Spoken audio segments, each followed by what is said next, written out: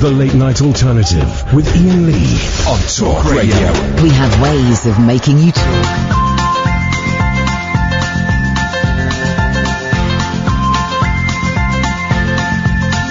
There's a voice that keeps on calling me. Down the road, it's where I'll always be. Every stop I make a new friend. Can't stay for long, just turn around and I'm gone again. Maybe tomorrow I'll wanna settle down. Until tomorrow I'll just keep moving on. Down this road that never seems to end.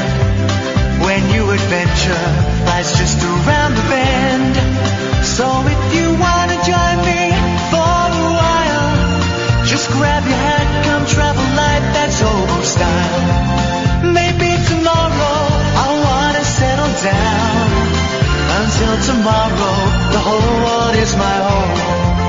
So if you wanna join me for a while, just grab your hat, come travel light, that's old style. Maybe tomorrow I'll wanna settle down.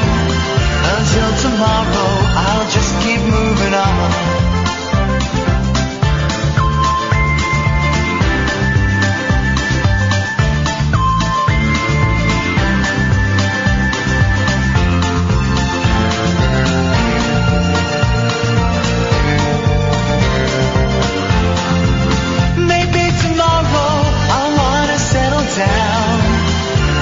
Tomorrow, I'll just keep moving on. There's a world that's waiting to unfold.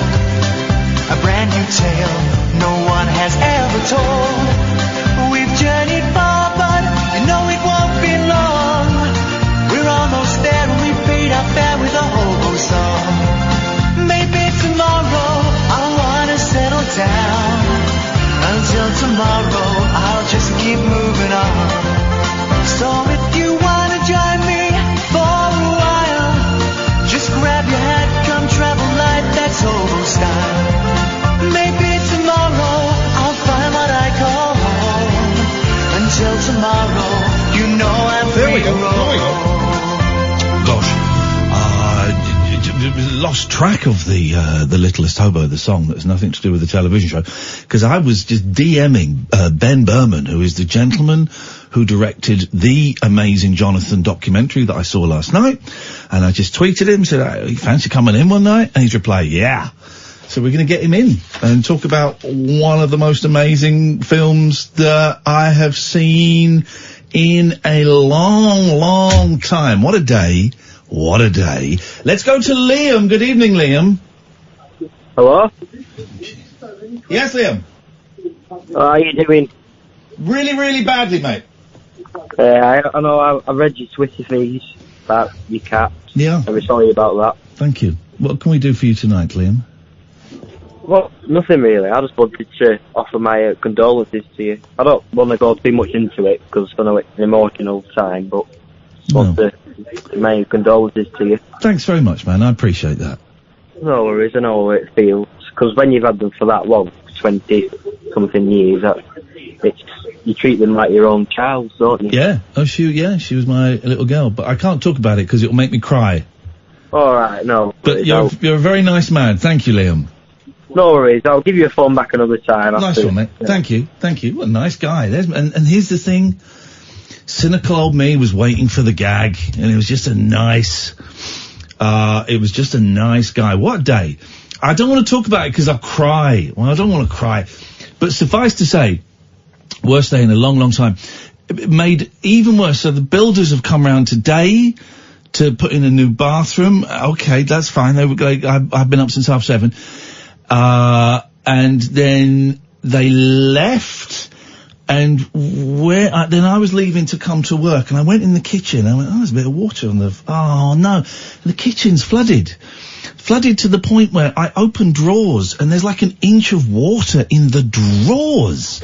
Water has somehow, I don't know exactly how, the bathroom's above it, water has poured through a cupboard, ruining that food cupboard, and just gone all over the cooker, all over the floor, and filled the drawers with water. And I looked at it, and I got a mop out, and I just went, Ah, man, I'll do it tomorrow. Tomorrow is cleaning my goddamn kitchen and just trying to dry everything. What a world. What a time to be alive. The late night alternative, Catherine Boyle, is there. Hello. I am Iain Lee. You can give us a call about absolutely anything you want. 0344 499 1000 is the phone number. I have one straight question for you, and then we can fanny about a bit.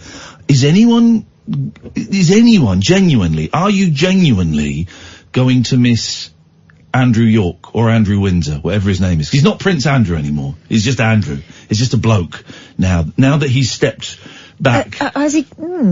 No, I thought he's just not going to be doing engagements anymore. Yeah. But that means to me he's just a bloke now. If he can't open a co-op or, go to the spinal unit, without getting flack, he's just a bloke. It's just a bloke now. He's just a thumb. Andrew, what's his last name? Windsor, York? York, yeah. Andrew York. Is anyone gonna, trust me, I told you when Prince Harry married Meghan Markle, the beginning of the end of the royal family was upon us. And this is it. It's being dismantled in front of our very eyes. I don't think... This is one thing you can't blame on Meghan. Yep. No, you can't, but it's just, the knives are out, and, now,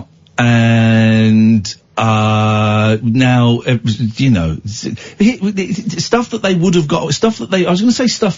have got away with 10 years ago. No. Stuff they actually got away with 10 years ago, they're getting pulled up on now. Because Andrew, of course, was hanging out with the paedophile, child rapist, Jeffrey Epstein, 10 years ago, whenever it was, after he'd been convicted, and no one went, what's going on? No one said anything. Okay, yeah, sure, fine. So stuff that he got away with 10 years ago, he's now not getting away with. He's done. He's over. He's also cancelled. being pulled up for things he said in meetings years ago is now coming to light. Yeah, so he's cancelled. There is no way he can walk that back.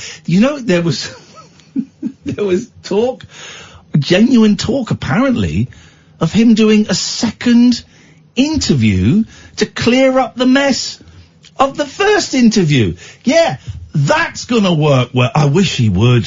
Whoever talks him out of that, shame on you.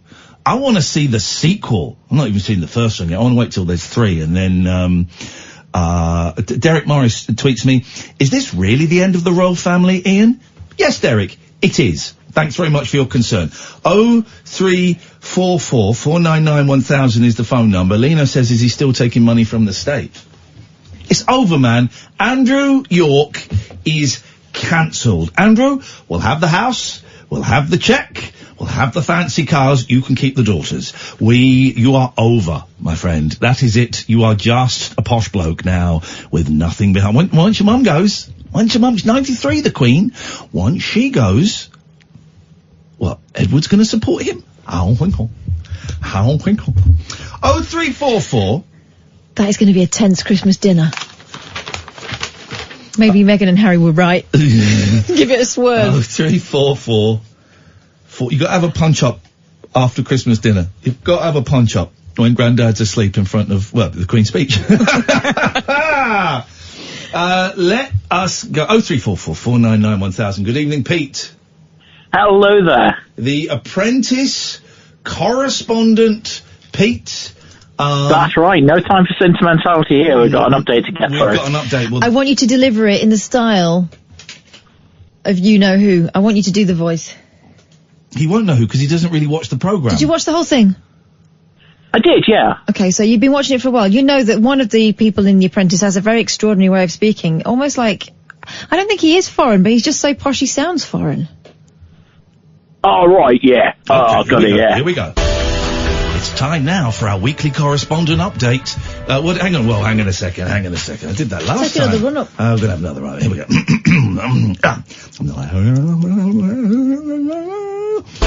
It's time now for our weekly Apprentice correspondent update with our Apprentice correspondent, Pete. That's Pete. Right, bosh. on this week's No! So posh. He sounds foreign. How could it be right bosh? She means... he doesn't really pay attention. She means Ryan Mark. Patario, right. I'll be Piem. Okay, right, here we go. It's time now for our weekly apprentice correspondent update with our apprentice correspondent. Pete. There we go. Okay, we're fine. Go. Right, yes, so hello. So this week they were doing some nonsense on a train. And, some nonsense on a train? Nonsense. This is the trouble with the accent. Golly gosh. Okay, yes, carry on. And yes, we lost the first of the big hitters this week, although I'm not going to tell you who. But that's not what I want to talk about, because I want to talk about next week's task, because it looks like a load of I'm really angry watching Can I just ask you, Pete, could you stop saying nonce? Please, mate, I'm begging you. Sorry. Okay, you're okay. I know it's tough times, and it's on everyone's lips at the moment, as a phrase. But okay, so next week's we didn't stick around for the very end. So what is next week's task? Okay, so next week, I'll read it out from the website. Actually, this week the candidates will need a good eye for business. Hang on. Is it this week or next week? He's reading it from the.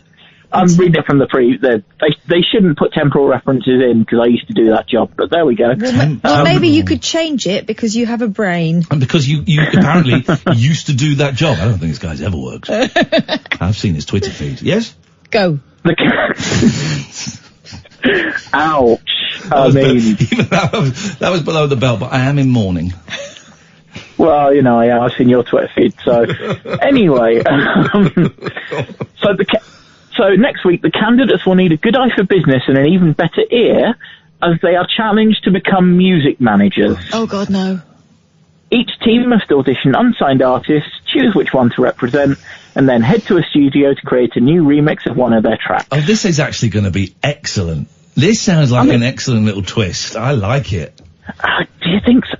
Yeah. They'll need to produce a good track and make strong sales if they're going to end up top of the charts in the boardroom. What a load of nonsense. You know exactly how it's going to go. Right, I think you've got it. You are good star quality. We'll take it to the bridge. Here's the thing, right? Well, every task they're set, they have... It's quite a skilled thing they're being asked to do. So sure, why not let them be Brian Wilson and George Martin in the studio? Well, yeah, go on, let them be. I can't think of Brandon Flowers, no. Who's the guy that did Valerie with Amy Winehouse? Mark Ronson. Mark Ronson. Yeah, it was one for the kids. Yeah, sure, let him be Mark Ronson in the studio.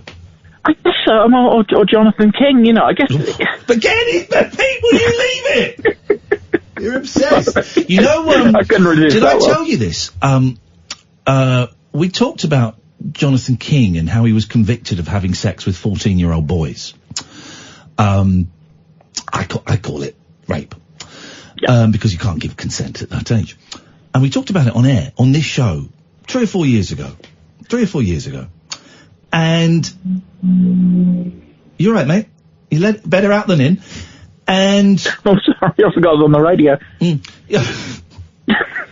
And Jonathan King wrote me a letter.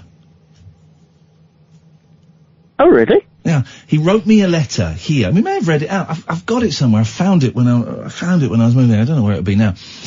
And it basically said that he used to have a show on Talk Radio, the old Talk Radio, that he'd been following my career, and that he wasn't convicted of rape. It was a very subtle nuance that I wasn't convicted of rape. It was something else, and some blah blah blah blah blah. And here's the thing, Pete. Right? It was on headed paper. It was typed and it was signed and all of this. Even on the letter, he was very, very, very charming. Like, proper. Yeah. I mean, charming and. I nearly said something really flippant there, and I don't mean to. I'm going to say what I'm going to say what I was going to say, but I realise it sounds really insensitive.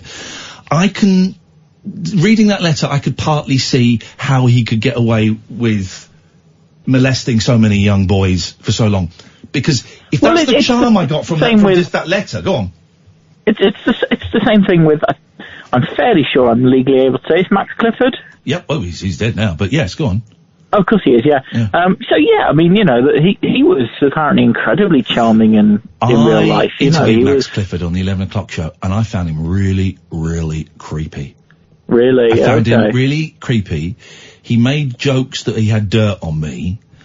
And this is like early on, but you still... That was kind of his shtick all round, wasn't it? I mean, he did the same thing with his lot. I found him thoroughly dark. Very, very dark vibe off of him. And the King letter, I found it very charming. Now, obviously what King did was horrendous and was awful, but I get it. And also as here you go, I've just made a connection. Pete, you want to bail out this conversation any time, because it's about to turn into a therapy session. As someone I'll stay. Okay.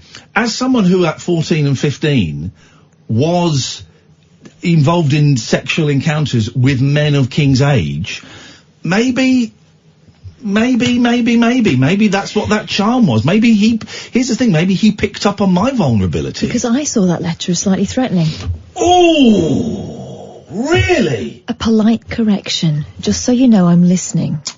Well, there you go then. There you go. It's, what they call, if only we had the Doctor Who correspondent on. I want to know what that paper is the Doctor Who shows people, and it says whatever they want it to say. I don't know, we'll have to ask him. Stephen, if you're listening, tell us about the psychic paper. Okay, Stephen, if you know the answer to what do you call psychic paper in the Doctor Who show, for kids, then please call us now. Maybe that letter was written on psychic paper then. I saw what I wanted to see. You saw... One of us saw... We both saw the truth. It's Rashomon. We both saw the truth. Are we done, Pete? Yeah, I just think they need to set the next series in Kidzania. Just cut out the middleman.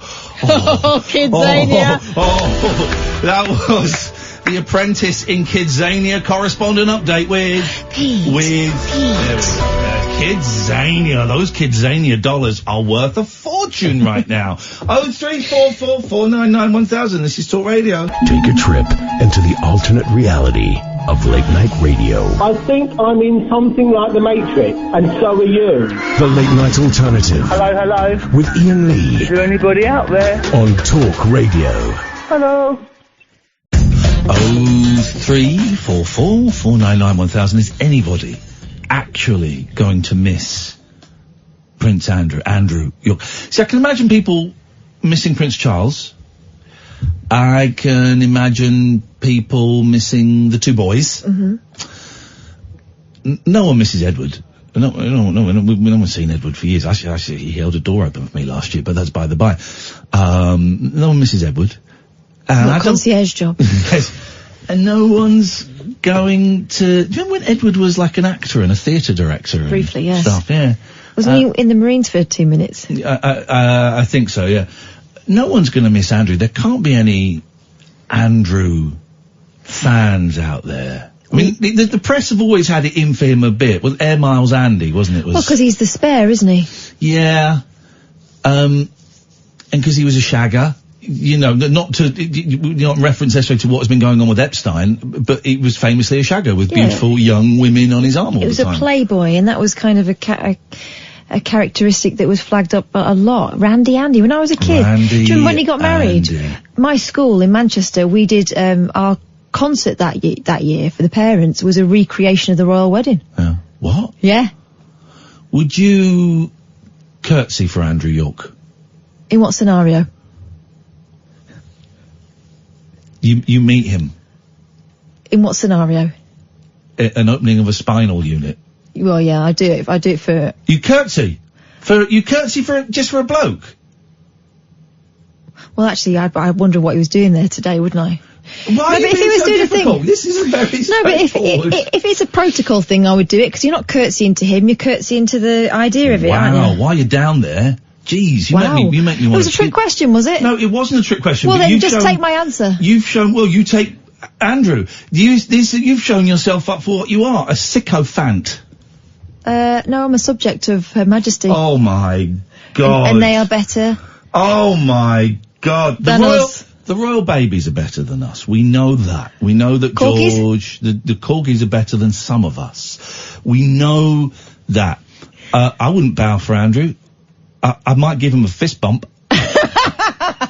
And that would be it. Not a chest bump. That's too friendly. Oh, you get dibs and dabs. I wouldn't bow. See, I think I'd get on with the princes, the boys. I think I'd get on with them. We talk about PlayStation and stuff. Mm-hmm. We'd have a wicked time. I think we'd have a wicked time. Me and Harry smoked, he smoked a bit of ganja back in the day. We'd have a wicked time, right? So I'd get on with the boys. Yeah. So I'm not bowing to them. Yep. Wouldn't bow to Charles. Yep. Shake his hand. I'd shake his hand. Future king there. Prince of Wales. Yeah, shake his hand. Yeah, shake his hand. You've got to give him a little bob. Go on. No, I'm not going to give him a bob. I'd shake his hand and say... Word to your mother. I wouldn't call him Your Majesty. No, you wouldn't. He's Your Highness. I wouldn't call him that. Sir. I think I'd say, alright? Oh my. You alright? Wow. How's it go? Oh, shake my hand. Let me try and remember what I'd say. You alright? Yeah, I'd say that. I'd say, you alright? I would. We had Tony Robinson in, a Knight of the Realm, and I called him Tone. Yeah. I mean, I would curtsy to Sir Elton John. I didn't. I asked him who was in charge of the bouncy castle. That's a true story. I'm at a fete in Windsor, and there's a bouncy castle, and there's a fella sat behind me on the bench, and I said, as I was turning round, and I started before I turned round, excuse me, mate, and I was going to say, do you know who's in charge of the bouncy castle? Do I need a ticket? Excuse me, and I turned round, and it was Elton John. And he went, I don't know, I think it's a young lady, I think she's gone down there. So no, curtsy. In his book, though, he talks about how much he likes being... The way he sells it is, I love it when I'm hanging round, waiting to pick up the boys from school, because the school mums just treat me like everyone else, and they'll talk about, whether they've forgotten their kids' plimsolls or whatever, and I was thinking, yeah. I would... Now, here's the question. The only one I could consider bowing for is the Queen. And you just consider it? It's ma'am, as in jam. Ham. Mm. Oh. But funnily enough, I have jam sandwiches. and cheese and ham. Daniel, would you bow for the Queen? Possibly. Yeah. Gosh, you're all very brave. As soon as she walked in, you would melt. Would you bow for any of the others? I don't know. I think the royal family's probably a bit outdated now, wouldn't you say? Well, then why are you even considering bowing at all? I kind of like the Queen. She's cool. I quite like the Queen. I think she's cool as well. Yeah. I quite like Prince Charles. I think he's cool. Yeah, he likes trees. He likes trees. Shakes hands with trees. Do the trees bow for him? I don't think so. So Daniel and I might consider bowing for the Queen. What I would do is I'd let Daniel be in the line-up first, and then whatever he did, I would do the opposite of, because I don't like Daniel. Yeah, but I might get hung. Hanged. Daniel's well hanged. No, it's hung. No, it's hung, isn't it? No, it's not. It's hanged. I would get hung. If you I will be hanged. Oh. No, you would be hanged. If you're saying I would be hung, you're talking about great big swinging bollocks. Ixnay on the hangay. I do want to go there with this conversation, honestly. No. Anyway, I'm a first-time caller. You a long-time listener? Medium time. You don't get a bell, buddy. You don't get a bell. What is this? Long-time listener, long-time caller. First-time, hello. First-time caller, long-time, medium, no. Not a thing. No. I did ring up for a particular question. Ian, did you get your nipple pierced, by the way? Was that the particular question? Yes. No, I didn't. I bottled it. Because after Catherine, nipple size shamed me, I went round showing my nipple to several people, and they all said my nipple was quite small, and, so I am worried that will make it more painful. And very many people said it is the most painful thing you can do. That's nonsense. Oh, continue. Tell me more. It's total nonsense. I had my nipple pierced about 20 years ago, I should say. Yeah. I went straight into the shop. You put the pin through, job done. I did walk past, where did I walk past? A tattoo parlour the other day, and I did think, go in. Go on. I thought, go in now. Just go in now and get it done. And I didn't. Where was that? It's not one where there's one where I live. There's one in Risborough. There's one in Risborough. I walked past it and I went, I don't know. Do it, man, do it. We could be nipple twins. Well, we could do, yeah, of course. Do you still wear yours? Do I? Yes. Yeah, I've not taken it out since the day I got it done. Gosh, you've not moved on 20 years. No, I kind of like it. I like the look of it. I like the sound of it. Because it's not a bar, you know, some people have the bar put through. Yeah. Mine's actually the ring with the little ball bit at the end sort of thing. I like it. It looks good. Do you ever get someone to tie string round it and pull you around the bedroom? No, that would freak me out, and it actually freaks me out. You talking about it. Pulling on it or something. So what if it ripped out or something? Do you not get like a mouse to hold it and use it like a door knocker? Good idea. Hang weights from it or something. Well, so you don't. I would have thought that would have been part of the fun, is having someone drag you around by the nip. A semi-fetish sort of thing going on. Yeah. It's not even a semi-fetish, that's full on. Yeah, no, that's not for me, man. Well, then why did you have it? Why did you have it done? Just to jazz it up. Can I give you a quick backstory on that? Please do, Daniel. I was in Cornwall with a couple of pals, you know, doing the whole holiday in Cornwall sort of thing, and I saw this guy, really handsome, really buff chest and everything, and he had a nipple ring, and I thought, that looks really cool. So as soon as I got back home, I had it done. Simple as that, really. Wow, great story. I'm glad you shared that. Man. I really want to do it. I'm scared of the pain, though. Oh, go on. There's no pain, honestly. Listen, I would There's not like... no pain. I've spoken to about 20 people that have had it done. The nipple. You are the only person to say there's no pain. There isn't. I wouldn't lie about that sort of thing, because I am really pain shy. There is no pain. Okay, all right. They put this, can I quickly say, before you cut me off, they put this sort of antiseptic wipe over your nipple. Oh, it makes it go hard, and then when you put the pin through, you don't actually feel it. They give your nipple Viagra. Yeah, I suppose it's something along those lines, yeah. Okay, Daniel, you're a very naughty boy. Thank you for your call. Okay. Get it done, man. Get it done. Bye. So that's peer pressure. I've never known what peer pressure was. It's Daniel. He's not your peer. Yes, he is. He's a peer with all the other medium-time listeners. Your peer is James Whale. Okay, if it's not peer pressure, then it's piercing pressure. Thank you. James Whale's not my peer, he's in his 60s. I bet he's got everything. Silly old duffer who got his head cracked open when he was out cruising. This is Talk Radio. After hours amusement for anarchists, air hostesses and jet-lagged antipodeans. G'day, cobbers. Can I crash on your floor? The Late Night Alternative with Iain Lee on Talk Radio.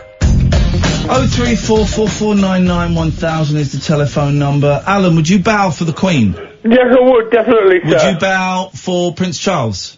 Yeah, because I respect Charlie. He's my favourite royal. Would you bow for Camilla Parker Bowles? I would bow and kiss her by the hand.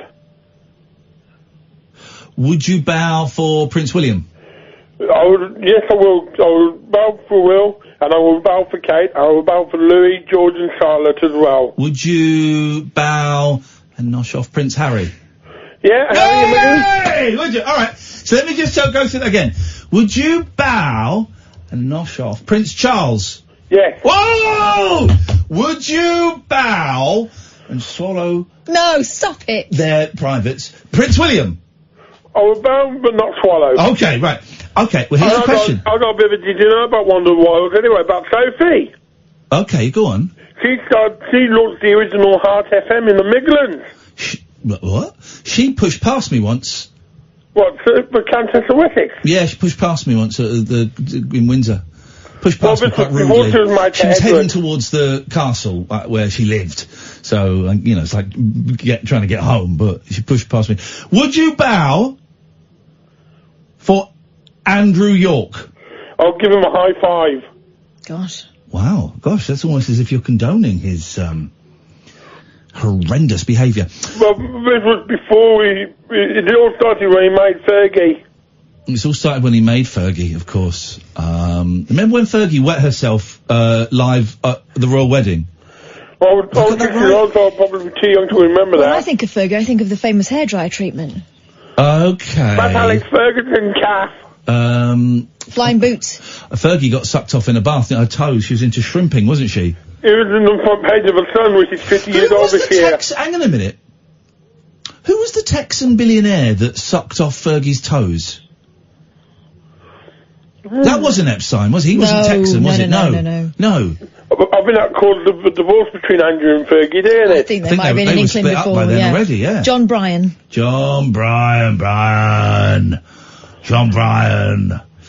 Anyway, Alan, what can we do for you on this? But you were talking about the royal family. There's only one royal family in this country. Ricky Tomlinson and Sue Johnson. Never seen it. Never seen it. Oh, it was very funny. And it gave us the late, great Caroline Aherne. I like Mrs. Merton, because Mrs. Merton started out with Frank Sidebottom. Mrs. Merton pops up on a couple of, hang on a minute, I wonder if I can find a bit. Mrs. Merton's Baby. I wonder if that's, hang on a minute. Frank Sidebottom. Let's have a little look. No, it's not there. He was good, Caroline Aherne. Wait, how long ago did she pass? I bet it was longer ago than I think. I'm going to say 6 years. I reckon about 10. Really? It's fine. When do you reckon Caroline Aherne passed, Alan? I would say about 7. 7, alright. 1997. No, she didn't. No, that's when she stopped being married to Peter Hook. Retract. Jeez, Retract. When did she die? I know. Alright. 2016.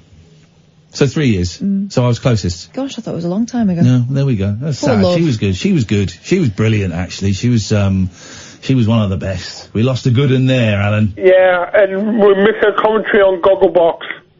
Oh, yeah, she used to do that. Did she? Mm-hmm. Oh, did she? Oh, and then they got Henry Ralph Little. Henry Craig. It's not Ralph It's Little. not. It's Craig Rash. No, it was Ralph Little. It's not Ralph Little. I'm Ralph Little. Yeah, it was Ralph Little that did Gogglebox now. It's not No, Ralph it's Craig Little. Cash. Craig Cash. I thought it was Ralph Little. No, There's it's Dave.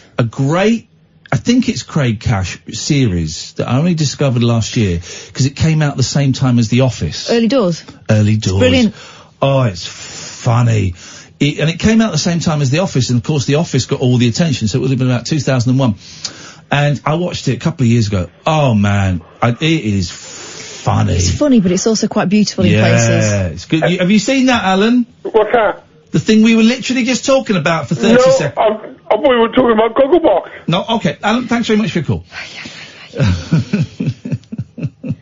So, what first attracted you to the millionaire, Paul Daniels? 0344 499 or 1000 is the telephone number if you want to give us a call. Good evening, Jessica. Yeah, hi there, Ian. How you doing? I'm very well, thank you. How are you? I'm not very great today. I know. I'm not very great. so sorry to hear about Velvet. I don't want to go on about it, but I've heard you talk about Velvet for like 15, 16 years. Yeah. And when I saw that this morning, I was at work, but I had to take a moment. Oh, that's very kind of you. Yeah. Well, those who don't know, my cat Velvet, who I've had for nearly 19 years, and she was not been very well, and I took her to the vets today, and then, they had to put her down and stuff, and I can't talk about it because it just makes me cry, Jessica. It just makes me cry. Anyway. We got that bit over with. Anyway, there's lots of things to celebrate. What is that buzz coming from you? Oh, I don't know. I mean, there's an upbeat, vibrant buzz, but there's also literally a buzz. Is there? I'm so sorry. I'm not at home because I'm not on my normal phone, okay. So I can't... Are you near, like, a giant magnet or something? Or a pylon. Oh, a pylon, yeah, it could be. It sounds like a sort of energy hum. Yeah, substation. You're paranoid now. No, I wouldn't, well, maybe you've been, you're radioactive. It happens, a spontaneous radioactivity incident. But we can hear you. Go on. So sorry, what were you saying? I was saying there are things to celebrate. Yes. I personally ditched The Apprentice tonight for I'm a Celebrity. Oh, did you? I've not invested in The Apprentice this year. There's just nobody. I gave up on The Apprentice a couple of years ago. Okay. Because it was It was just the same thing all the time. And I'm sort of watching it now, but if it wasn't on, if I missed it, I wouldn't be that bothered by it. I'm not champing at the bit to see it. It stopped being about business a long time ago, didn't it? Yeah. Well, it did. I mean, I watched the first few episodes because I do like trashy TV. If anything, you turned me on to trashy TV. Oh, God. You made me watch I'm a Celebrity when you were on it. Oh, I'm so sorry, Jessica. I know. You had such high standards before I that, and know. now you're addicted. I know. But they're just really boring. I'm a Celebrity this year. It's not a bad cast. I don't think that they're on your level, but they're all right. I'm quite interested in Caitlyn Jenner. Now I don't know who Caitlyn Jenner is. Catherine, who is Caitlyn Jenner? Caitlyn Jenner is Kim Kardashian's mother's former husband, who is a trans woman. Trans woman, of course. Yeah. Right. Okay. Yes. Was once Bruce Jenner. Right. Okay. I've got you. I've heard about that. It's quite interesting, and I was on the bus on the way to work this morning, and there was two women, and let's say they were in their 70s. Okay. I don't know how old they were. They were in their 70s. They were in their 70s. Yes. And they were talking about I'm a Celebrity, and they were talking about Caitlyn Jenner, and I thought, here we go, because you do have some assumptions. I haven't got any assumptions, but I assume that people in their 70s might have. I haven't got any assumptions, but I assume that people in their 70s have. Yeah. I love it. But do you know what, Ian? I was so impressed because they were saying things like, well, you can tell that she was a man because she has got really big hands. Okay, and she is quite muscular.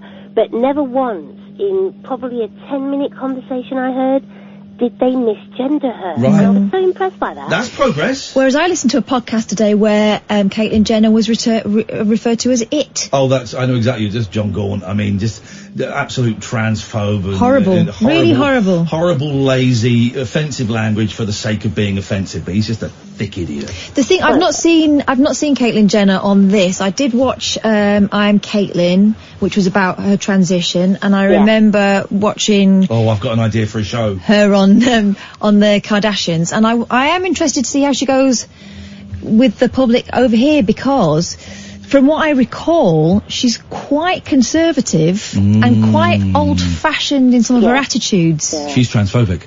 She has been in the past. Oh, right, okay, I was joking. Well, here's my idea for a show that she should get when she comes third in I'm a Celebrity. I think that's about right. The Generation Game. And it's, what's her name? Caitlyn Jenner does games with Asians. Oh, my God. The Generation Game. I would watch that. Would you watch that, Jessica? I wouldn't, Ian. Oh. And I watch a lot of trashy TV, and I wouldn't even watch that. Wow, what a polite yet firm dismissal, if you will, of what I thought was an excellent idea. I do think you're compared. There's a girl on there that was in EastEnders. I think she fell off a roof, and she's been very brave so far. Right. And there's a guy on there that's Martin Kemp's and Shirley Kemp's Roman son. Kemp. He's talking a lot about George Michael, and that's going to endear him to lots of people. Yeah. But what I think is quite interesting about Caitlyn Jenner is that she's 70 years old. Wow. And she's really kind of quite gutsy. And I suppose to go on that kind of program and be yourself when it must be quite hard to be yourself in that kind of scenario is quite impressive. But she's had like 10 years of doing it with Keeping Up with the Kardashians. Yeah, but Catherine, when she was on Keeping Up with the Kardashians, imagine keeping that secret. Keeping the secret with the Kardashians. I think it's easier when your wife and her best mate are in charge of the programme. Yeah, I think so. I think to probably have been on that show and have had the biggest kind of story on that show and never revealed it must have been gutting for the production company. But they knew. Well, who knows? His wife knew. Well, Bruce Jenner's wife knew that there was something wrong with the marriage, and she knew that he was dressing. Yeah. Jessica, go and be deradiated and try and get rid of that buzz if you can. I will do. I'll try and call from my home. Nice to talk to you, and thanks for your kind words. Okay, bye-bye. Thank you. I've just been distracted because people are liking a tweet that I posted. I'll talk about my cat later, but I don't want to talk about it now because it makes me upset. And people have kind of liking this tweet, and I've just seen that my tweet has been liked by someone who's called Small Titty Goth. Gosh. A small titty goth. Does that mean they're small and they're titty, or does it mean they have small breasts? Let me look at the media and I'll get back to you after this. Experience the unconventional. Hello? The unpredictable. Don't you think that's a bit weird? And the completely unorthodox. It was my birthday. With rule-free Iain Lee. I was just trying to generate a bit of content. The Late Night Alternative with Iain Lee. Hate alarm clocks, hate going to work. On Talk Radio. 0344 499 1000. Would you bow to any of the royals? My question. Rainbow George, who doesn't call us anymore. I think I told him not to. But he emails us all the time, doesn't he? Yeah. He's just got an email and sent me an email, and the email says, a winning lyric? Question mark? Oh, I didn't get that. You're not getting some of them, are you? Iain at iainlee.com if you want to email me and Catherine, and normally they go to both of us. I think if I open them quickly, you don't get them. So I'll take my time in opening them. And this is the this is the lyric that George has sent in, and we'll decide if it's a winning lyric. Listen to your thoughts. Understand... Sorry, it's very emotional. Big day. Listen to your thoughts. Understand the noughts and the 1, 2, 3s that transform this world into a place to please. The spirit of spirits, the soul of souls, the one who has set the goal of goals. A world of wonders for one and all to share, with peace and harmony happily existing everywhere.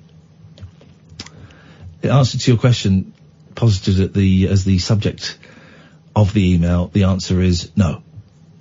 It is not a winning lyric. If you want to know. 0344 499 1000. What you got, Boyley? Well, there's a monkey with a human face. Yes, called Mickey Dolenz. I've met him. Tiny monkey that went viral on social media for his human-like face is not lucky in love. And it may be because he's a bit of a jerk. This is according to the New York Post, which is why it sounds like it's been written by an American. Okay. It has. The Americans are doing it now, are they? According to zookeepers at Tianjin Zoo in eastern China, the 19-year-old tufted capuchin has been stuck a bachelor for his whole life. The unidentified zoo resident, who arrived at his current home in 2002, captured the internet's attention last year with his anthropomorphic demeanour, which some of the 1.3 million who observed him on Chinese social media site Weibo, is it Weibo? I need to talk to you about TikTok in a minute. Resembled a distressed old man. He may look like a person, but the tree dweller reportedly lacks interpersonal skills and exhibits an aggressive personality. Mm-hmm. He's very active and aggressive, a zoo spokesperson told Daily Mail. He likes playing with mud and smashing coconuts. That's general monkey behaviour, isn't it? Yeah, that's what they do. Like Jack Tripper on the sitcom Three's Company. Oh, don't go near him. I've heard he's a bit of a coconut smasher. The grumpy monkey previously lived with 2 female companion capuchins, but they apparently would have rather died than mate with him, and they passed away before romance ever blossomed. He currently has 3 playmates, the zoo said.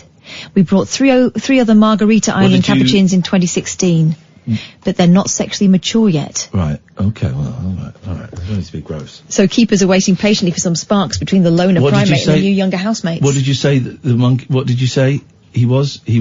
What did you say? You said something monkey. A grumpy monkey. Yes. Chunky monkey-licious.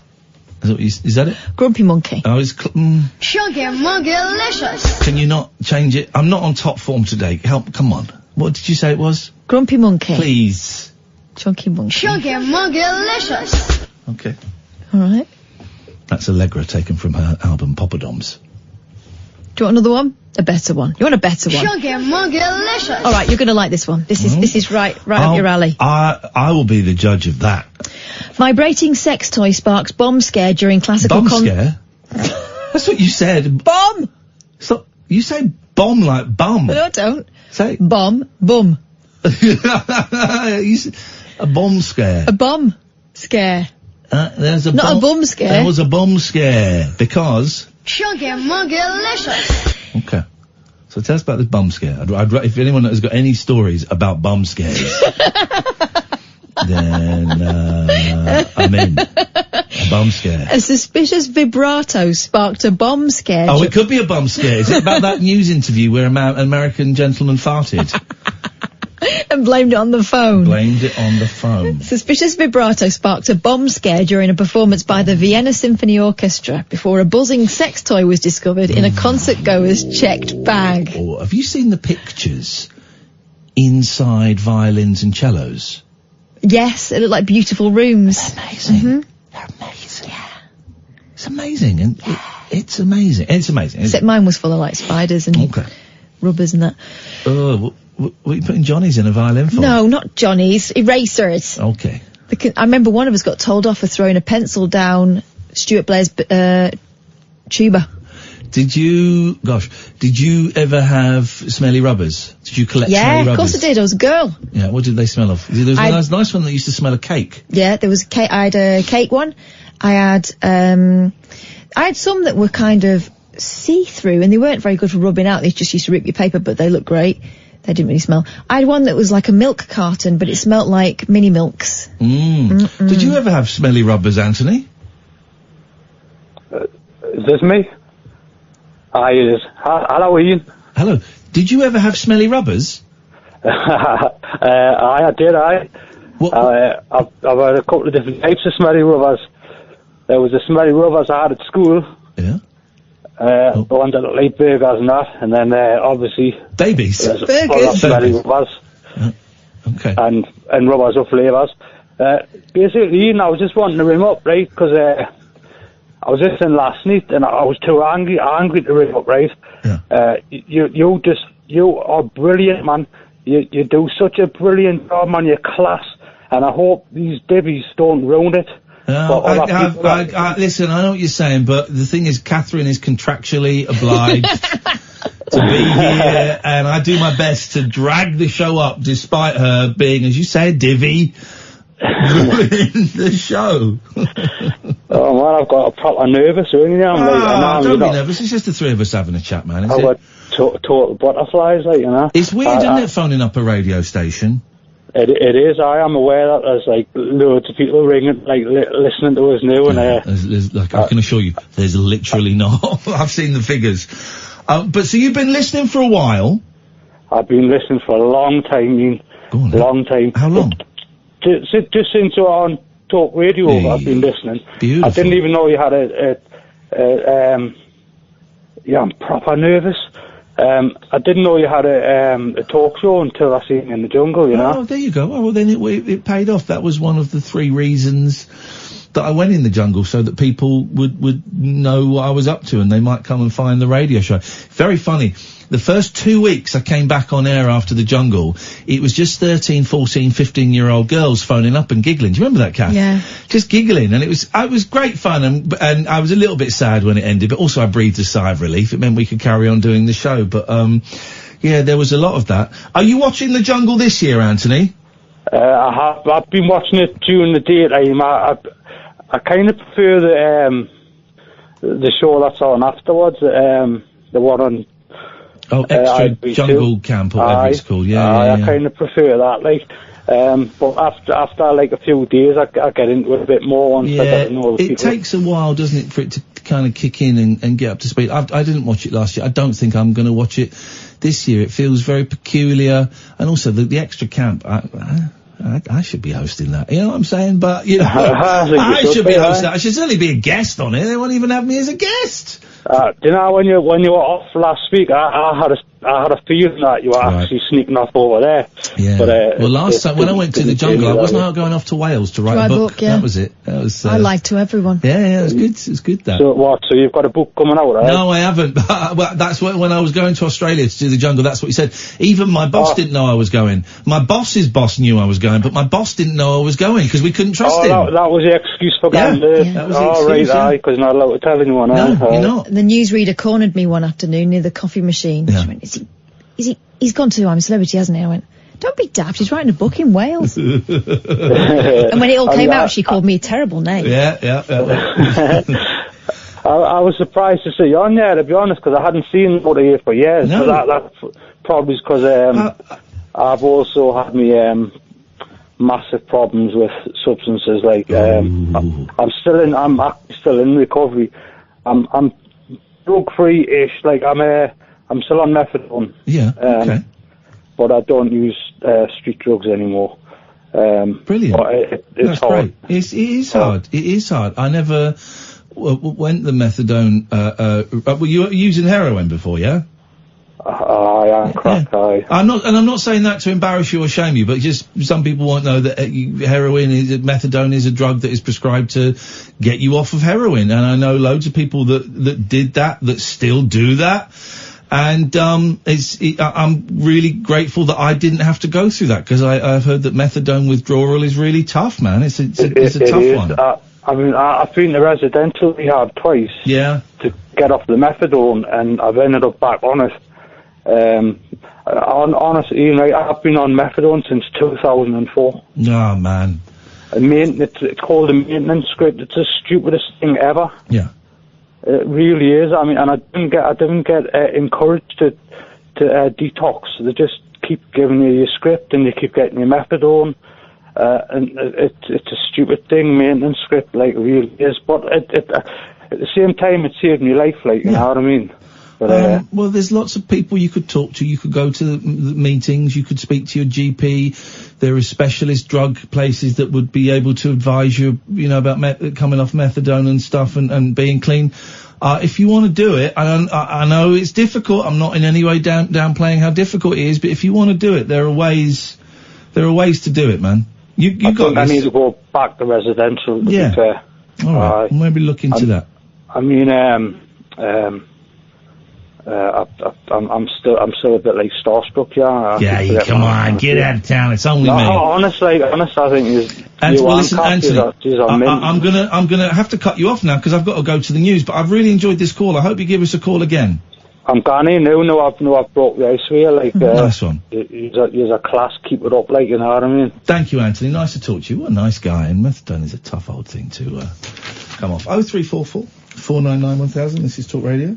The Late Night Alternative with Iain Lee on Talk Radio. We have ways of making you talk. Every man has his techniques, and they're all different.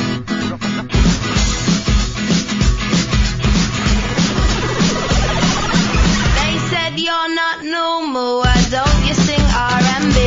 I said I got no rhythm and I got no blues, I'm as happy as can be. They said, how can you not bop to hip-hop? I said, I most certainly do.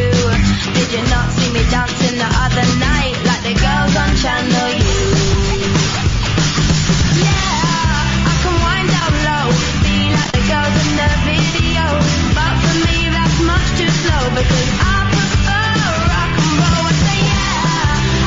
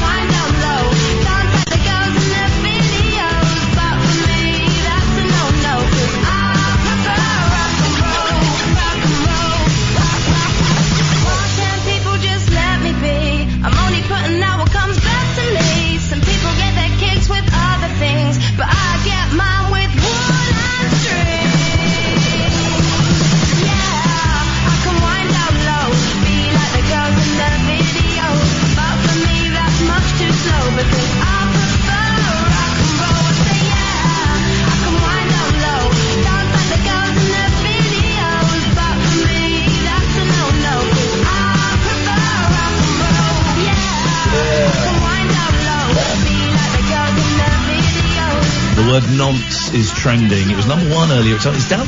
Nonce is down to number 4. I mean, bizarrely, do you remember the first time you ever heard the word nonce? Hang on, big finish. I remember the first time I ever heard the word nonce. I was 21. I was going to see a friend's pantomime, and we were like in Croydon or somewhere, and I remember there was some like I was with Simon, my friend, and there were some young people, and they shouted something at me, and I shouted something back at them, and then one of them went, nonce! Wow. And I went, Simon, what is it? What's a nonce? He said, it's someone who has it away with kids. I went, you cheeky bastard! Calling me a nonce! But that was the first time I ever heard the word nonce. I can't remember. Can you not? It's just always been there for you. It's always been ever present. No, not really. Ponce we used to use a lot. Well, ponce is like someone who... Sponges. Yeah, sponges. Remember when Julia Hartley-Brewer called the entire England football team nonce, a bunch of nonces? Remember that? Yeah, and I think she meant ponces, didn't she? Yeah, she did. Oh, dear. Ridiculous. I remember the first time I swore in front of second time I swore in front of my mum, a proper swear word. Oh yeah, go on. I used the word, I was calling my sister a winker in the back of the car. Repeatedly. And I must have been about 10. And I just remember seeing my mum's shoulders shaking, and I could see in the driver mirror that she was laughing. Then she turned around with the face like thunder and went, that's the worst word in the world, never let me hear you say it again. I've been calling it for ages. I have to say, there's nothing funnier. My 7-year-old, well, I can't remember what my sister was over and we were all sat at the table, we were having breakfast, and he was sat on my lap because we didn't have enough chairs. And he's talking about a game or a film or someone online, and he said, and they were very naughty, they said the F word and the S word. And we all sort of looked at him and left a silence. And he looked up at us and went, and then he said them. There's nothing funnier than my 7-year-old saying the F-bomb. It's so funny. Because he's got quite a posh voice as well. Don't take after me. He's quite a posh voice. So a little 7-year-old, squeaky, posh voice. It's absolutely wonderful. Kids swearing, guys. I mean, if you want to send us recordings of your kids swearing, we'll play them out. We'll have to bleep them. But there might be something in that. Good evening, Steve. Good evening, Ian. Yeah, I'd like to make a few points about this Prince Andrew thing. Okay, here we go. Right. If you could just allow me about a minute and a half, otherwise I'll lose train of thought. Okay, well, we'll have a conversation, so let's see where we go. Okay. Right, basically, the person that links all this together is Ghislaine, right? Now, Ghislaine is Prince Andrew's best female friend, and also Epstein's girlfriend. Right. So she needs to be interviewed by the police. That's the first point. Okay, my second point is I've just Googled pictures, and I Googled a picture and I saw Trump, Melania, Epstein and Prince Andrew all in the same pic. Yes. Right? Now, Trump is 30 years older than Melania. I know that's no problem, but bearing in his record of, it's okay to grab a woman's private parts. Yes. And he's been accused of rape. Yep. Of a 13-year-old girl when he was in his 30s, incidentally, at Epstein's mansion party. Yeah. And I've seen the harrowing video of the woman talking, a now woman talking, which they've taken off, funny enough, a lot of the channels. So that's that I've seen that picture as well. It's a very famous picture, yeah. Yeah, so they're all linked together, basically, aren't they? Well, quite possibly. I mean, quite possibly, yes. Let's be honest. Trump's a womanizer. Look what he says. Compare his morals with Obama's. Trump's attitude towards women is atrocious. He has admitted sexual assault, and there are a significant number of women who say that they were raped by him. Doesn't make him guilty, and now, thanks to the VIP paedophile scandal over here, Nick Carl Beach was his name, and the stuff he made up, I am now, because of that case, I am now slightly more reticent to believe people accusing others of sexual assault than I was a year ago. I have a bigger question mark over such people. But yeah, Trump's attitude towards women is atrocious, and nothing about him sexually would surprise me. Yeah. Yeah, and when you think about it, Trump's meant to be the most important person in the world, as in, you know, the most powerful person in the world, and he's actually been accused of rape, accused of assault. Now, Andrew, I don't know, I'm not protecting him, but he hasn't been accused of rape, or he hasn't been accused of that yet. Yeah, anyway. well, no, I mean, is it Victoria Roberts? Is that her name? I'm just, if it is, then, I think so, yeah. 5 points. Let's check. Yeah, let's check. Let's get the accusation right. She has accused Ghislaine... Virginia Roberts, thank you. And Epstein of trafficking her around the world to have sex with the rich, the famous, and the powerful. And I believe, and Catherine is nodding, and she will stop nodding when I get it wrong, that she is accusing that one of the people she was forced into having sex with at the age of 17 was Prince Andrew. Am I correct, Catherine? That's right. The story, that's isn't right, it? That's right, and that's something he denies. Now, there are some very slight nuances in as much that I see, and others might disagree, that the age of consent in this country is 16, doesn't, you know, make a significantly older guy having sex with a 17-year-old. I still think that's creepy and wrong, but the age of consent, if we're going to be precise, in this country is 16. The age of consent in the majority of America at the time, I think, was 18, but in some states, I think it might have been like 13 or something. But so I don't quite know the point I'm making. What I'm trying to say is I am against paedophilia, I'm against child rape, I'm against trafficking of anybody for sex. I do think that there are a couple of little areas in this story that perhaps bear a little bit more questioning. But if what she says is true, happened, then it's horrendous. And I don't for 1 second condone it, and my sympathies are with everybody involved. I find it very interesting, the change of tone in referring to these women and girls. Actually, they were girls, weren't they, for the most part?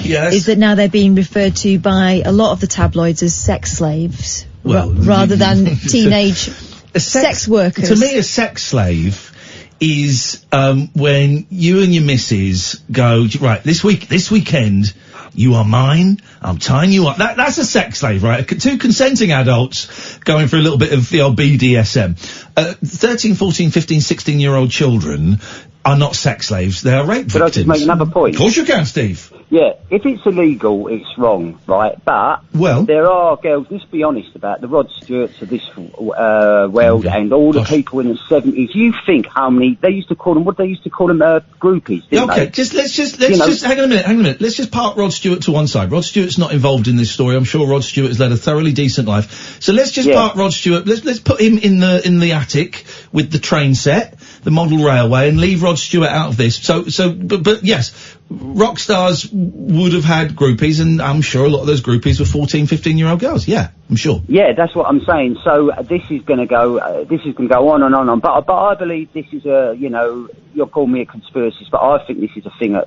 going from the top, because the people that are spreading the same things with, the getting the sexes to fight each other, getting us to not like each other, getting us to, you dare look at that person, you dare make eye contact with that person. Who's saying that? It's all an agenda. Who's saying, don't look at that, don't make eye contact with that person? Well, that's how it's almost getting. That's what I'm saying, isn't it? You're talking about Me Too? Are you talking about Me Too? I'm talking about the sort of people that would have set that Me Too movement up, and it's not the women like you think. It's all right. Well, hang on. Okay, because I was so going along with you. Until you started spouting that bollocks. Who set up Me Too then? The same people that set up Black Lives Matter, the same people that set up the right wing, the same. Why are all these psychops going on in America? Trump supporters. You say the same people set up Black Lives Matter and Me Too. Who are they? The people at the top of the pyramid. The people that we're not allowed to mention. Well, mention them. The Jews. Is that what you're saying? the Zion. There's a lot of difference. The Zion. Okay. Can I just say, Steve, thanks very much for your call. I see. Right, he really did mean the Jews. Okay.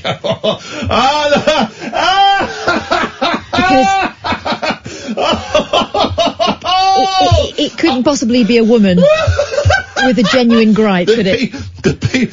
From now on, I'm going to refer to Jewish people as the people we're not allowed to mention. Do you know what? I was really going with him. I was going with him, and I was thinking, well, you know, when you've got President Trump, who has admitted to a sexual assault, and you know, you've got Prince Andrew, you've got Epstein. Okay, yes, maybe this whole, you know, paedophilia thing is coming from the top, but he meant higher than that. He meant the people that cannot be mentioned, the Jews. Incredible. Wow. Steve, man, I was so with you, brother. I was so with you until it became an anti-Semitic, awful conspiracy rant.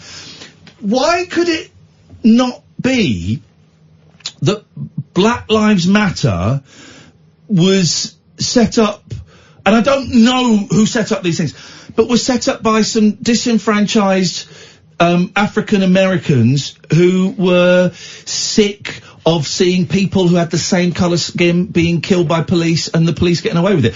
I'm assuming that's the background of Black Lives Matter. Well, yeah, but Tarana Burke is the person who is the founder of the Me Too movement. Is she a person that cannot be named? No. Right. She's called Tarana Burke, and you can Google her. She's the Me Too. She's a civil rights activist from the Bronx, New York, founded the Me Too movement. Yeah. She began using the phrase Me Too on social media to raise awareness of the pervasiveness of sexual abuse and assault in society. I shouldn't be laughing while you're saying that. Sorry, that's very disrespectful. I apologise. And this is the thing, you know, it's, and now it's being... It wasn't her idea. It was a Jewish man's idea. Because it couldn't possibly be a black woman's idea. That's a real, someone with a genuine gripe. The problem, the people that have problem with Black Lives, well, White Lives Matter too. Yeah, they do. And it would appear that White Lives matter more than Black Lives. That's why Black Lives Matter has been created, because of course all lives are equal, right? Black, white, whatever. It's all equal. Except, particularly in America, and you can also look at the number of black men that die in police custody in this country. It's like way higher than any white guy. But particularly in America, black people are getting shot by the cops. In their own homes, watching their televisions. They're getting murdered. And I sound like a white middle-class do-gooder, but it's a fact. Black people are being murdered in their homes, as Kath says, out on the street, they're being murdered by white cops. And for the most part, the cops are getting away with it. And Me Too is like a lancing of a boil, something that's been percolating away for years, for decades, primarily in the entertainment industry, but everywhere. It's like a spot, a zit, that's been filling and filling and filling and filling with pus until someone went, I'm going to squeeze that.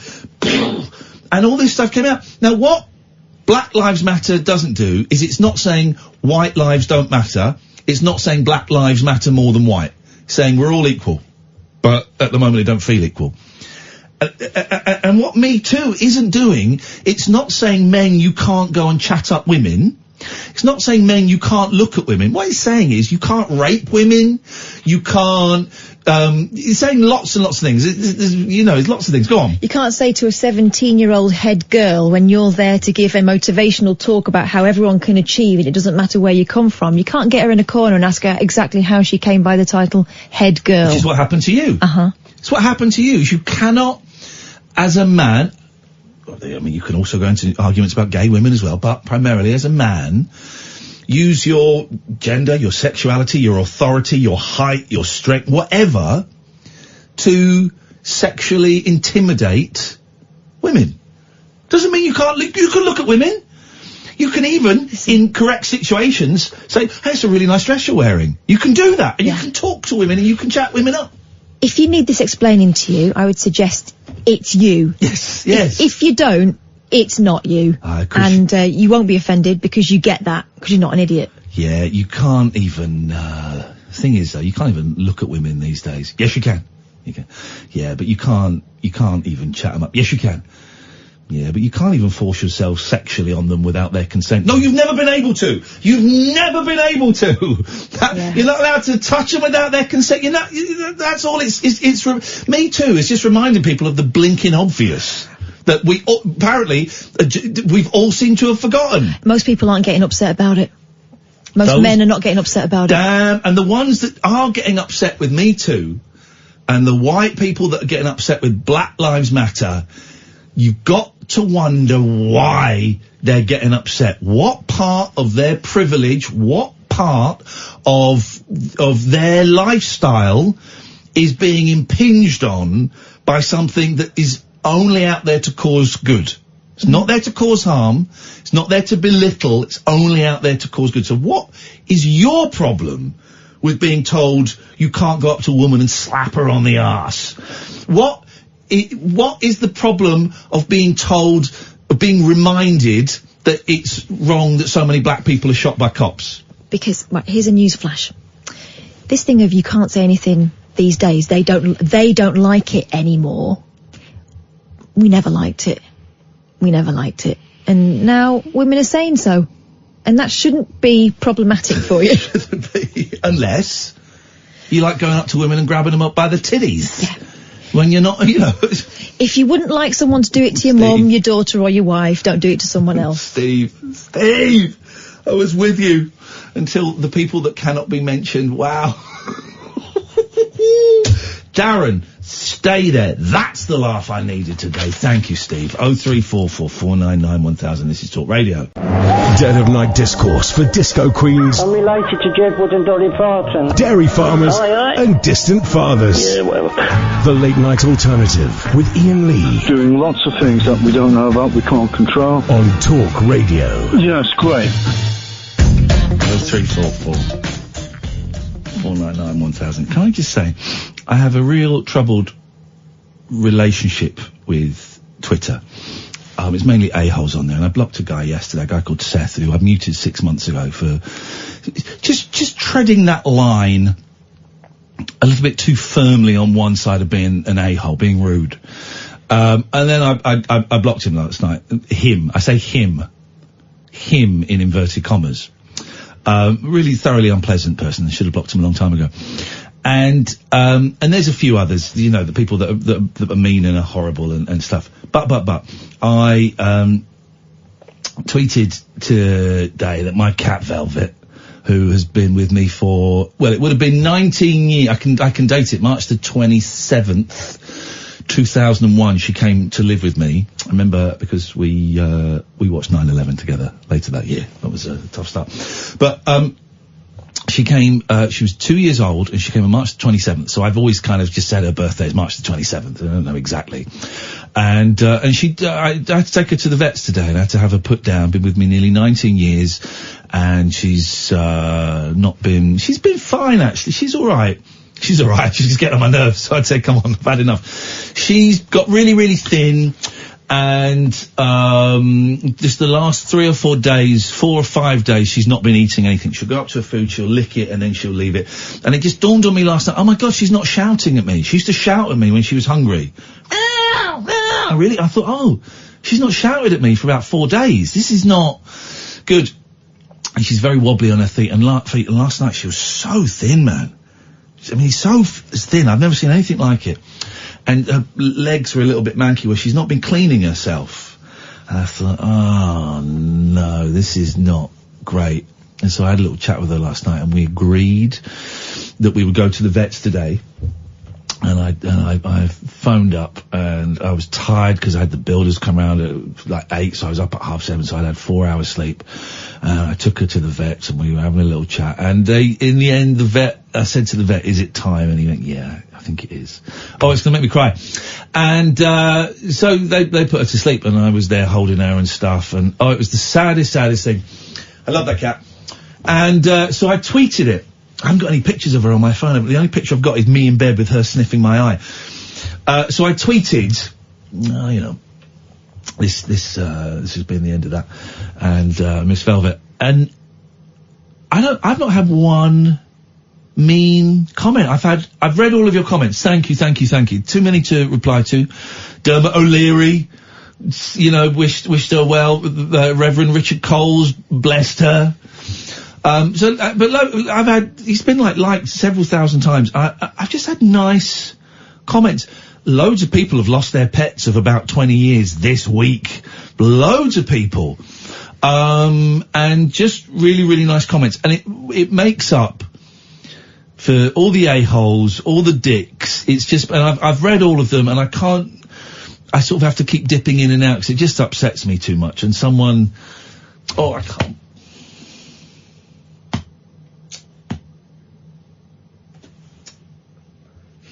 Oh dear. Dave said a very pertinent thing. Dave said, who phones the show quite often, they're not like one of the family, they are one of the family. And that's the thing. If you don't have a pet, you don't get it. And if you're not a cat person, it's just a cat. But, Velvet I used to have to keep hiding my, cocaine board because she would be like, she'd see me off my face, she helped me get clean, because I would talk to her about it. After another use up, I'd be there going, Velvet, man, what am I going to do? And we'd chat about it when I took mushrooms. We communicated psychically. I took some magic mushrooms, and I'm lying on the floor watching Paul McCartney videos, and Velvet was sat on my back, as she used to, with her paw on my head. I remember thinking, these mushrooms have worn off. And Velvet said to me psychically, no, they haven't. And we were chatting, and after about 2 minutes, went, whoa, they haven't! I'm talking psychically to the cat! So it allowed me to actually have a proper psychic communication with it. It was incredible. But it was just really sad, and I've never held an animal when it's put to sleep, and the vet says, do you want to have a couple of minutes with her before I do it? I said, yeah, we'll have a little chat. And, it's the saddest thing. It's the saddest thing. And we're just there chatting, And,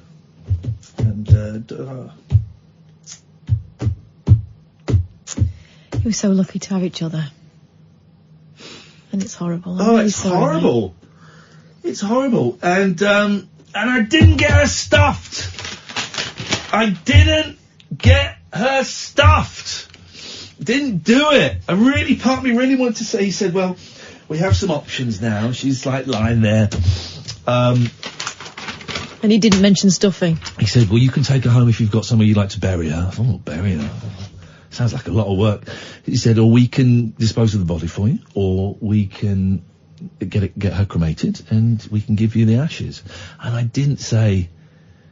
Is there a fourth option? Do you know any taxidermists? Because that's really kind of my thing. So I'm going to get her ashes.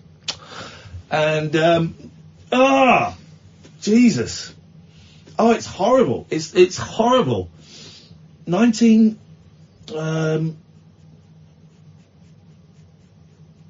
years of her. And then I went home, and then the other cats know. Because the babies, who've been ignoring me a bit recently, they've kind of started to get a bit more independent and just go and sit by themselves at the other end of the room, or even in the other end of the house. But I came home, and the babies could see I was upset, and they just came and sat right on my chest, right up by my neck. And you don't think it's because they thought now is the time to finish him? And Patty, this is what Patty sniffed my eye, which is what Velvet used to do. And, it sucks, man. It really sucks. But then someone did a really nice picture that had me in floods of tears.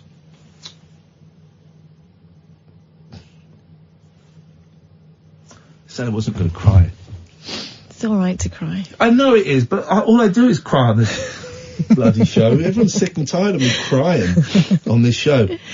Anyway, someone did a very nice picture of,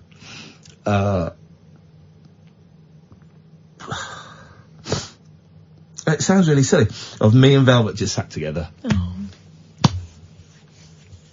So that's that. That's that. Thank you, Velvet. It was fun. I'm so lucky she chose me. And here's the thing. The reason we got her, me and Tessa, when I was going out with Tessa, I had to email Tessa today and say, just let you know, Velvet died. And she was kind of... She was still alive. We split up 13 years ago.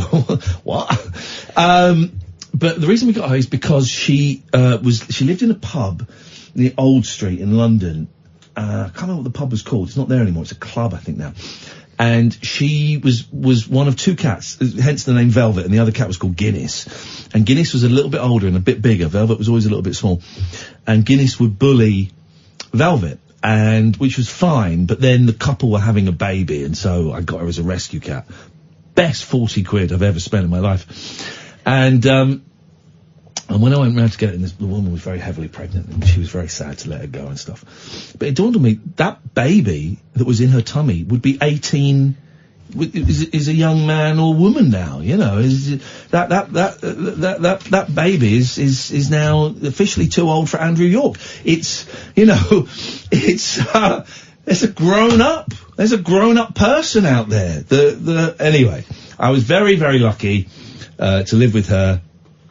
It means I'm down to 4 cats now, which I think is a safe number. Almost normal, yeah. It's almost normal. So what I'm trying to say is, thank you everyone who sent nice messages, and I had loads of emails and loads of tweets, and I've not really replied to any of them, and I've liked the ones from famous people because I'm shallow.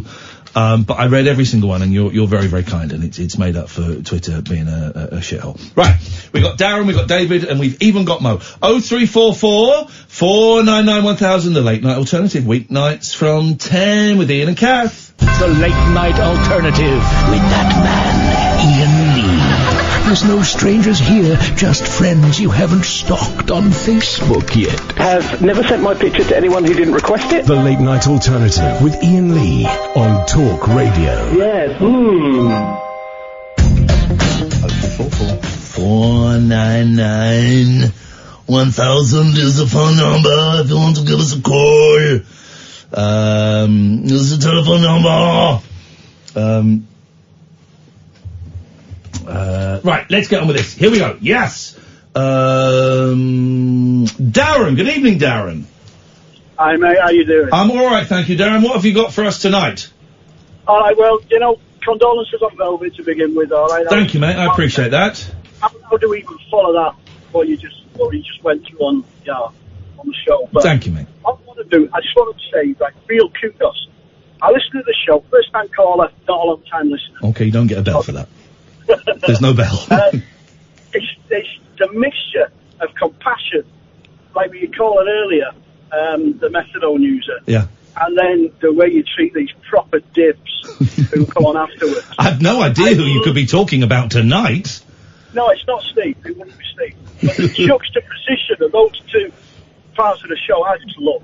I think it's fantastic, man. You do a fantastic job. Thank you, man. That's why I like late night radio, is because you get those. Well, I wouldn't say they're even extremes. There are more, but you get those calls, and you get time to explore those calls, and that's why me and Catherine, I think, are big fans of late night radio, because it takes someone, I think, very special to phone a radio station at 12:30 on a Tuesday night, or 11:15 on a Thursday. It brings out some very special people. I got made redundant on New Year's Eve, and I got this job that I've got now within a few days. But it opened up late night radio to me. I never used to listen before, and the past 10 months, 11 months, have been brilliant. Absolutely fantastic. Thank you, Darren. I'm getting choked up because Dave, I'm going to block Dogface Dave because he's just posted a very touching picture. And Kennedy sent me a very nice message, and he's just posted a really nice picture that I can't actually read all of. Darren, thank you, mate. I appreciate it. Spread the word, man. We need as many listeners as we can get. Will do. Take care, both of you. Thank you, mate. Take care. Bye-bye. There you go. And he's right. That's why, sure, what Steve was saying was obnoxious and was anti-Semitic and was offensive and was horrible. But I love hearing it. I love hearing it. That's come out slightly wrong. But as a fan of phone-in radio, where it is a little bit more dangerous, in inverted commas, than radio where you have guests and stuff like that, it's certainly more unpredictable. That's the kind of stuff that makes me listen to the radio a little bit longer when I'm at home, is people on the fringes. Because people would have been listening to that call and going, yeah, there's something else there. There's something else there. Yeah. There's something else. Whoa, there it is. There it Whoa. is. It's a big one. It's that. It's a big one. Good evening, David. Can you hear me? Pardon?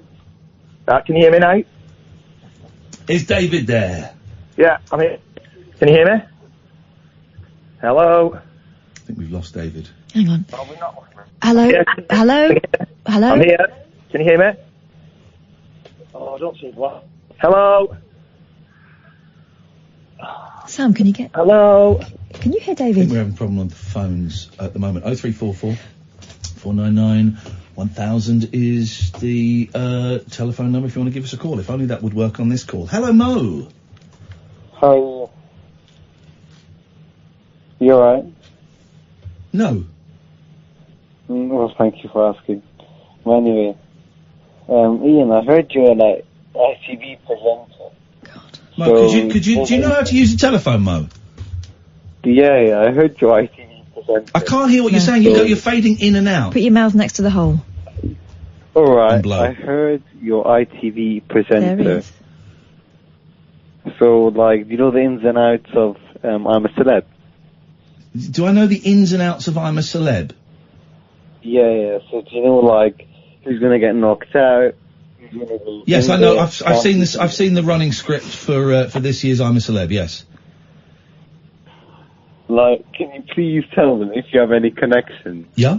That, please keep Ian right in. He wins. Oh, I shouldn't have said it. I shouldn't have said it. Dump it. No, it's too late. We missed it. You didn't hear that from me.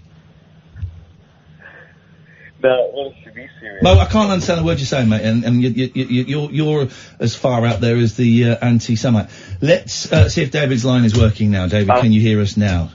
I can hear David, you. are Hear me? you there, David? I'm here. Can you hear me? Is it his line, Sam, or is it us? Because I had problems hearing Mo. I'm very much here. Hello?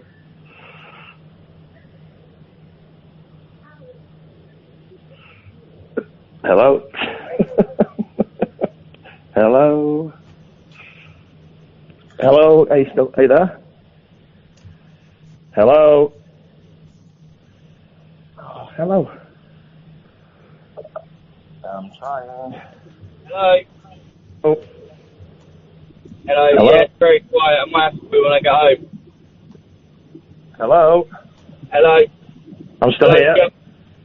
I've got you on my hands free. Can you hear me? Yes, can. Alright, brilliant. Yeah, I can hear you now. Couldn't hear you before. Who's Can you still hear me? I can, yes. Alright, brilliant. Yeah, I just wanted to talk about pets, really. It's a general chat about a little bit about last night. I've never called in before. It's my first call into. Well, I've actually called in once before. Just a general polite chat, to be honest. Yeah. Exactly that. Yeah, that's it.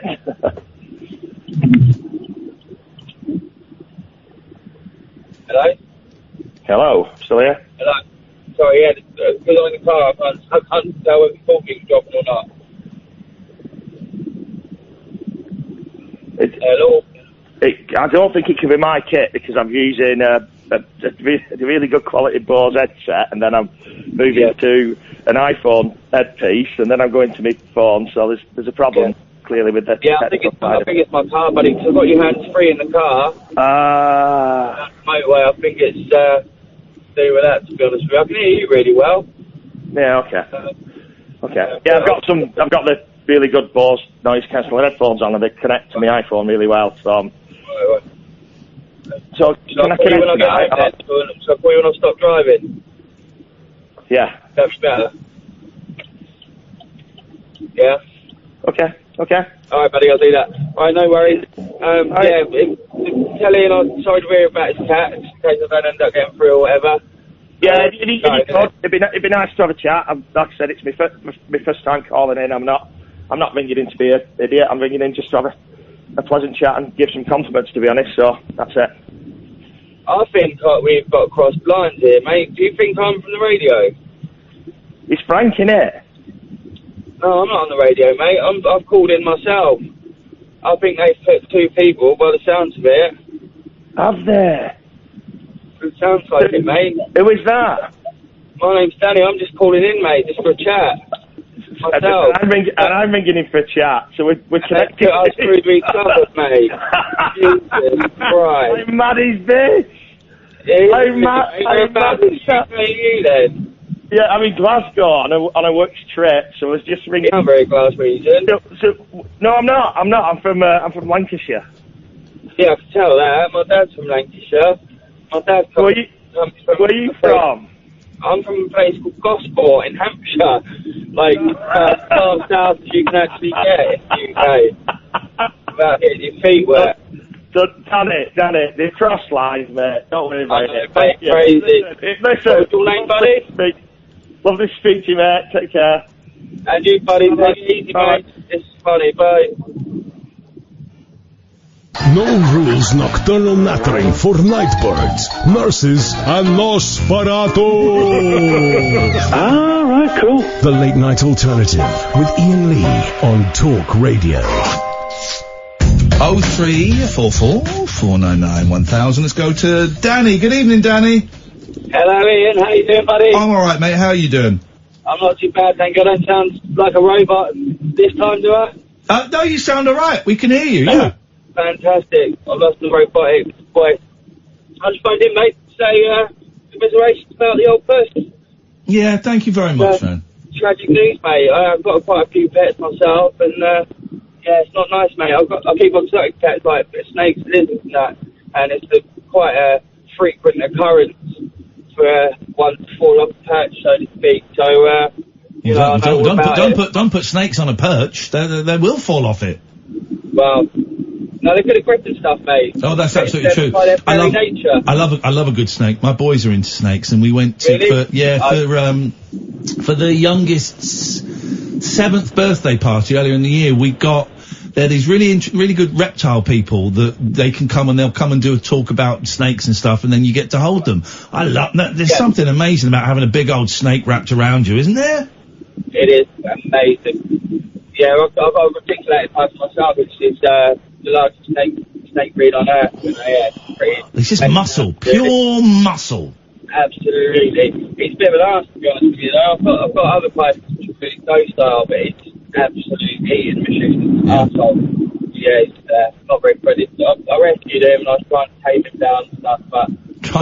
Hang on, how do you tame a giant snake down? Literally by tapping it on the nose, tap trading, right? Because their face instinct is speed. That's what they want to do is speed. So especially reticulators, they've got really high speed response.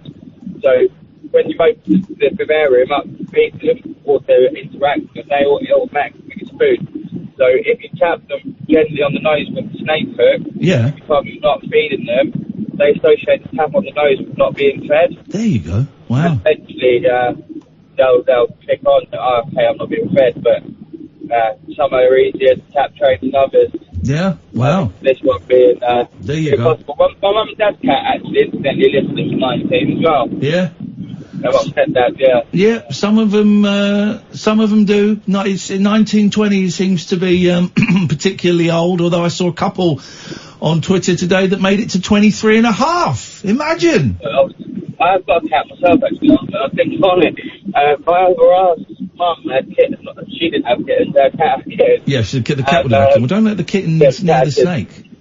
And well, actually, since getting that particular snake, I started shutting the cat out the roof, and I go out. I think that makes sense. Danny, listen, nice to talk to you, man. I'm going to move on, but thank you very much for your call. I appreciate it. Keep those kittens away from the snakes. 0344499 1000 is the telephone number. Hey, if you ordered a record or pins in the last couple of days, they're all in envelopes. They're getting taken to the post office tomorrow. If you want to buy records, 7-inch records, or if you want to buy a pin, if you go to iainlee.com/shop, great Christmas present for your dad, for your brother, or for someone you dislike. Great present. Imagine someone who hated us. Imagine if someone bought like 5 singles and 10 pins and sent them to Steve Allen. It would be marvellous. Marvellous. So if you want to irritate people, it's actual proper black vinyl 45 RPM 7-inch single. If you want to, iainlee.com/shop is the place to go. I sat in here earlier. I was sat at home on my own time earlier, doing about 50 packages. I think I've got the addresses all right this time. We'll soon find out. We will soon find out. If you go to iainlee.com/shop, you can, you'll see the records, you'll see the pins and there's little... The pins are nice as well. They're anonymous, so if people don't recognise the logo, no one needs to know. It's a logo by our mate Scott, who's very kindly said we can sell pins of it. And they're nice little enamel pins. You want one, Sam? I've got some out there. I'll give you one at the end of the night. Nice little secret, slightly culty thing. 0344 499 1000 is the telephone number if you want to give us a call, boilie. The concealed device in the cloakroom began vibrating to the famed orchestra's rendition. Oh, well played! Well played! An hour ago, I think you set that up. Well done, Catherine. You're good. You're good. Shall I go back to the beginning for the harder of concentration? Oh, I like you. A suspicious vibrato sparked a bomb scare during a performance by the Vienna Symphony Orchestra before a buzzing sex toy was discovered in a concert-goer's checked bag. How desperate must you be to take it with you? I mean... The concealed device, always concealed. Can you find it? In the cloakroom began vibrating to the famed orchestra's rendition of Richard Wagner's work Siegfried Idyll and the Valkyrie, according to the local. Oh, the Valkyrie, they were the flying warrior women, weren't they? Yeah. This is female empowerment. I love it. Fearing a terror incident. Oh. Police rushed to the Vienna concert house where an explosives expert examined the suspicious bag, found the adult toy and turned it off before it caused a classicus interruptus in the concert hall. After the performance had finished, the suitcase was handed over to its owner and his lady friend, police said in a statement, according to the Daily Courier. They were informed of the incident and the officers wished them a nice evening, police added. Oh, wink, oh, wink. Do you remember when my bag vibrated in the airport? I was pulling it along and it was zzz. Face massager, isn't it? This is ASMR vibrators. Except mine went zzz for a while, just zzz, and then it was zzz, zzz, zzz, zzz, zzz, zzz. So put the microphone in my ass and this is what you can hear. Let that be out. Let's do some ASMR in the last hour, shall we? Okay, why not? So what happened then? They were going to blow it up, but in the end they just turned it off. They're going to blow it up, in the end they just blew it off. Right. I don't know how to turn those things off. Because they've got, you got like two buttons, right? Mm-hmm. And one will do, Sam, pretend to what? And one that says zzz, or then you go to zzz, zzz, zzz, and then it goes to zzz, zzz, and then it goes to and it's all these different settings. Just give me an on-off switch. Sounds very complicated. Yeah, sounds awful.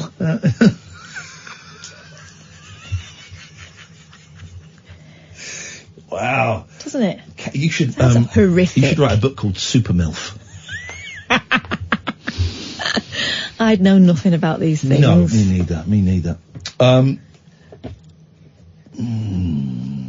We got like 4 minutes until... Do you want a quick one? Pervy trend. This is the New York Post. They're all over the pervy trends. Okay. Just in case people haven't already disappointed you enough, 3D sex avatars that look just like celebs or even your ex are taking the internet by 3D storm. what? Sex avatars? Uh-huh. Across numerous online communities, graphic specialists and ambitious amateurs are working with pervy clientele to create computer-generated likenesses of basically anyone their heart desires. These increasingly realistic avatars... A good heart these days is hard to find. A good heart! Please be careful with this heart of mine, I said. Is that Feargal Sharkey? Yeah. Do you know any other Feargals? Yeah. Feargal from the Black Eyed Peas. Sarah Ferguson. And Sir Alex Ferguson.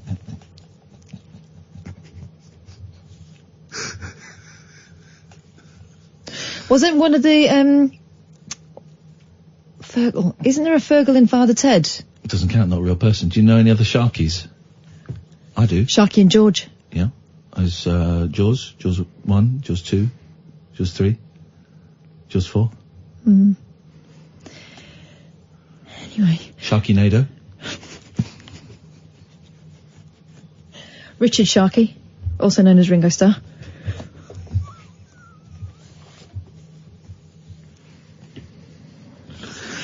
Do you remember, it used to be called going sharking, didn't it? Yeah. You go a little walk around the bar, around the dance floor. I'm just going to go sharking for a bit. I used to live with... Can't do it now because of hashtag Black Lives Matter.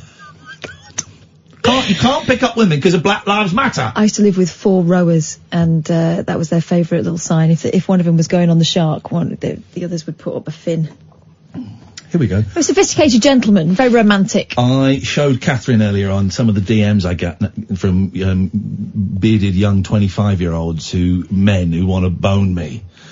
Or be boned. Yeah, well, I've just had James Derbyshire here, has just tweeted me, Iain Lee, I think you're fit. We spelt you're wrong, but read his bio out. Wow. I'm effing amazing.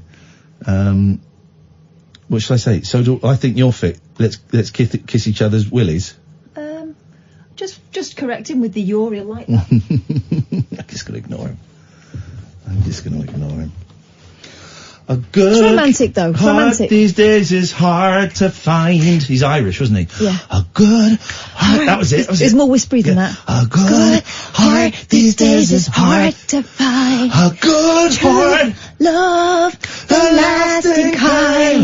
And a good heart these days is hard to find. A good heart. Be gentle with this heart of mine. With this heart. Name one other radio show in the effing world where the 2 hosts, making it really specific, so actually, because there might be people doing Feargal Sharkey, name me one other radio show in the world, the effing world, where the 2 hosts, one of whom is a man, one of whom is a woman, That's me. are doing Feargal Sharkey impressions.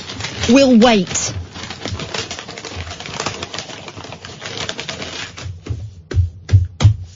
Time's up. You can't find one. We're the only goddamn one. Tell you what, had you started a story? Yeah, about Feargal Sharkey. We'll do the Feargal... about pervy clientele. Whoa. Feargal Sharkey is not pervy clientele. No, that's a different fella. That was my nickname at school.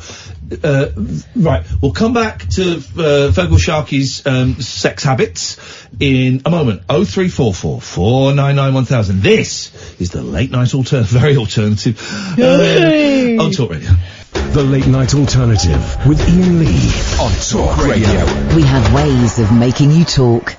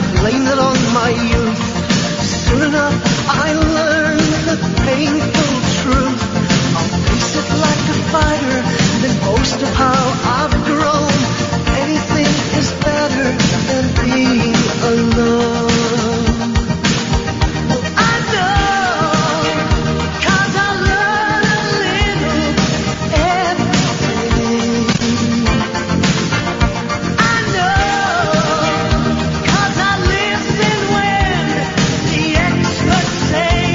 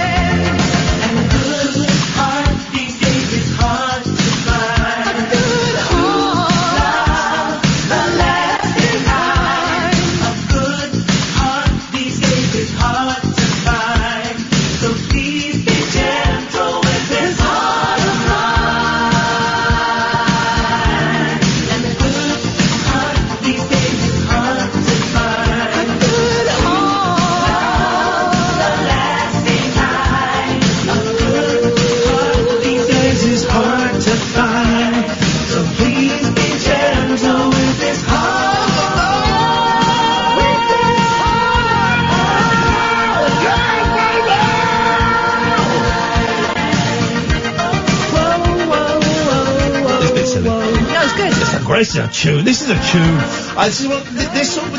When this came out, I'm going to say 85. I'm going to say 85. I'm going to say 85. I don't know if Do you want me to check? Yeah, I do. I'm going to say 85. When this kind of music was coming out, I was ignoring it, thinking it was crap. But then I heard this the other day on the radio, and I listened to it, and I thought, yes, this is This is one of the What year is it? 1985, yeah. Oh, baby, I love your way every day. I was 7. It's a great song, guys. Let's hear Feargal Sharkey being introduced on Top of the Pops. Oh. 2 drummers, women. Guitar without a headstock. The worst kind of guitar you can have is a guitar without a headstock. I don't think I'm playing it live. Okay. Last hour of the show, and I think we've established that nobody, literally nobody, would bow to Andrew York, former Prince of Wales. They say they wouldn't. I think in the heat of the moment they wouldn't. would. Yeah, you get carried along with peer pressure. If everyone else is bowing and scraping, you would do it too, and don't pretend you wouldn't. Prince Edward? Yeah, everyone would. Mate, I didn't. He held a door open for me, and I went... Oh. He held a... Prince Edward... Not just generally. No. Prince Edward held a door open for me, and I said, quotes, thanks, mate. Oh. Thanks, mate. Prince Edward, he's come from the Queen's... Wow. He's passed between the Queen's legs. And I just said, thanks, mate. Yeah, but he wouldn't have expected you to do it there. You were on a... I was supposed to go, thank you. If he's coming to open your... Highness. If he's coming to... Let me kiss your ring. If he's kiss your beanhole. Oh, wow. If he's come to open... Wow. He's come to open something, Do an official opening at your place, then he's come to open something. It was a flipping door. That's how desperate that guy was. Very facetious tonight, but I'll let you off. I'm in mourning. I can get away with anything. I could smear fecal matter in your face, and not a court in the land could touch me. No, but I would give you a karate chop to the windpipe. Okie dokie. So I've met Prince Edward. All right, I've met his dad. And did you curtsy? Yeah, he was giving me a prize. Bumlick! He was giving me a prize. Bumlick! You were giving him a prize. The prize of curtsying. How old were you? 17. Gosh. Well, isn't that satire, if ever I heard it? Duke of Edinburgh's award, isn't it? Did you get the bronze? Got the gold, mate. But yes, I did get the bronze. And the silver. The bronze is... And the gold is... Wow! God, you're as bad as that fella who came to give the motivational speech. I'm making vulgar gestures here, implying gold and bronze. Yeah, it's something... Don't know what silver would be, though. God. So you actually curtsied to the Duke of Edinburgh? Mm-hmm. Jesus. Prince Consort. You were, okay. Because this country means something to me. I don't spit on it like you do. To him. He's a Greek racist. He was actually quite bad that day. What did he say? He said, "Did any of you go abroad for your expedition?" And we said, "No, we went to Wales." He went, "Well, that's almost abroad." And I thought, your son's the prince of it. Yeah. Didn't do anything about slitty eyes. I mean, that was the famous one, wasn't it? Slitty eyes. No. He actually said, did he actually use that phrase? He said, "You don't stay here too long." To some people in China. Yeah. Don't stay here too long or your eyes will go slitty. Wow. Isn't there some footage of Prince Philip, I'm going to say in Australia, like going down the line, but behind him, I'm sure I've seen this, behind him there are 2 kids doing the coffee beans gesture. No. Or something. I'm sure I've seen that. Prince Philip. Kids' rude gesture. Here we go. Play it and describe it. Can't find it. I've got one here about Queen makes rude gesture in front of Prince Philip. Does anyone know what I'm talking about? Oh, she's doing... Oh, well, that's okay. Prince Philip, kids... Oh, no, hang on. That balls that up. Does anyone know... Prince Philip, kids, Australia. I'm going to write Australia.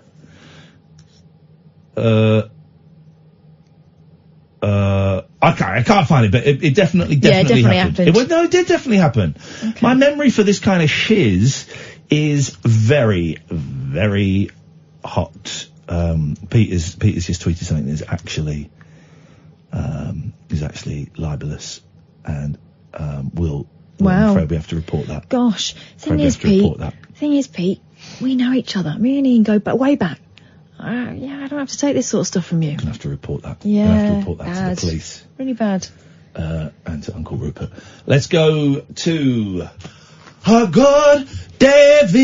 Good heart, this Dave is hard to find. Good heart, Dave is hard to find. So good heart, this Dave is hard to find.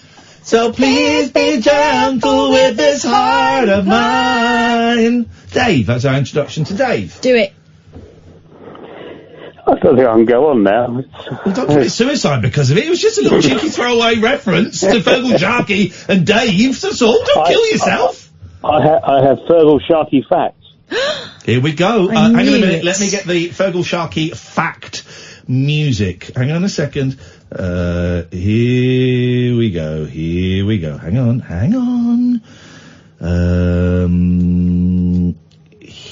I think this is. Alright, I don't. Sorry, I've got. This hasn't got the lyrics. I've got to do it again. Feargal Sharkey, fact with Dave. Go. Well, A Good Heart was written by Maria McKee. Oh. Who was in a band called Lone Justice, but she also sang the theme to Days of Thunder, the Tom Cruise film. Who was her half brother? Who was her half brother? Was the guy from Love, Brian. You said Mike first. I think you're thinking of Brian McLean. Brian McLean, yeah. Brian McLean, I don't know quite sure how to say. Died in 1998. Okay, what group did Brian McLean audition for? The Monkees. Correct. Have you seen the documentary about that? Yeah. It's a nuts program. And because he's like completely whacked out and is doing his awful religious music. It's some show. Maria McKee, what was the big album? Because I bought it recently. I bought it a couple of years ago, and I dig it out every now and then, and it is phenomenal. She was in a band called Lone Justice. That's the only thing I can remember. Let me find it. The Maria McKee album. And it's very, very much of that period, but it is, Life is Sweet. There's a song on the Pulp Fiction soundtrack as well, isn't there? Yes.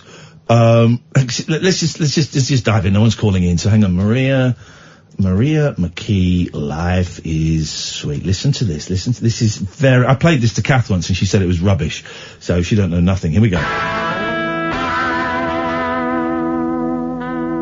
Here we go.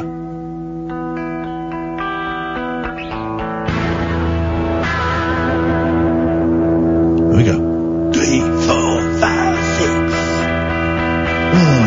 Been over this 100 times, we've talked it to its black end. Begins again and again, and there's nothing we can say. Oh no, this isn't the right song. Hang on a minute. Turns out that was Pony. No, it wasn't Pony, actually. It's, very, you'll get this, the very throwing muses. Yeah? Here we go. He didn't catch it. He didn't catch it because he's getting on my nerves tonight. Right, here we go. This is it. This isn't his. Is this the same song? Yeah. Okay, fine. Or maybe not. No. Maybe. Shh. Rude. Here we go. Yeah. Yeah, check it out now. Now. This one is for the girl who says she's unlucky in love. Wait till we get to the chorus. Kath hates this. I think I don't hate it. Yes, you do. I don't remember it. Have a world at your feet. Yeah. Pretty baby. Huh? Baby! One man could be enough. Wait for the chorus. No! She's Alanis Morissette. She's Alanis Morissette before Alanis Morissette. And not as good. Oh, she's better. Or maybe she was after her. Here we go. This one is for the boy. Let's get to the chorus. Get to the chorus. Whose daddy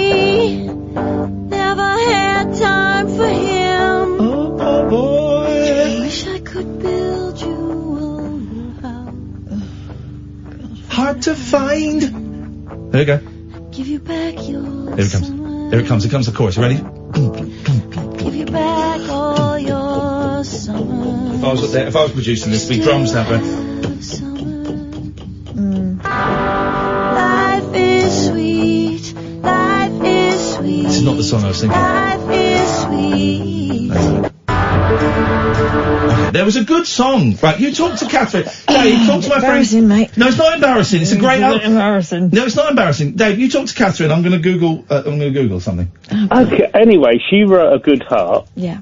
Which is Feargal Sharkey's first hit. And can you remember the follow-up single to A Good Heart? No, I was 7. No, well, Iain might. Don't be so vulgar. Yeah, I can remember the Bible as well, but... Thank you. He's been listening a long time. Do you remember it being written? Oh, okay. Well, yeah. Well, probably someone wrote it. Anyway, yeah, the follow-up was a song called You Little Thief. Oh, yeah. You little thief. Yeah, it's a brilliant song, I think. That is a good song. That was written by Ben Montench of the Tom Petty's Heartbreakers, who was going out with Maria McKee. Got it. Right, shut up. Everyone shut up. Shut up. Found it. This is it. This is a great song. This is a great song. We'll come back to your boring we'll come back to your facts. You Little Thief was good. Okay, Unlike that song you just played. Here we go. Dirge was. Shush. This is it.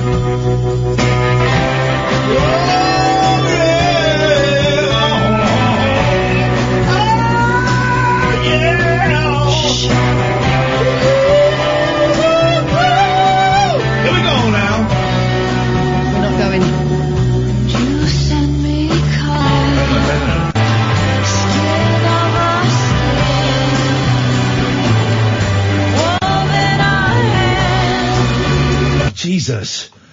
Embarrassing, mate.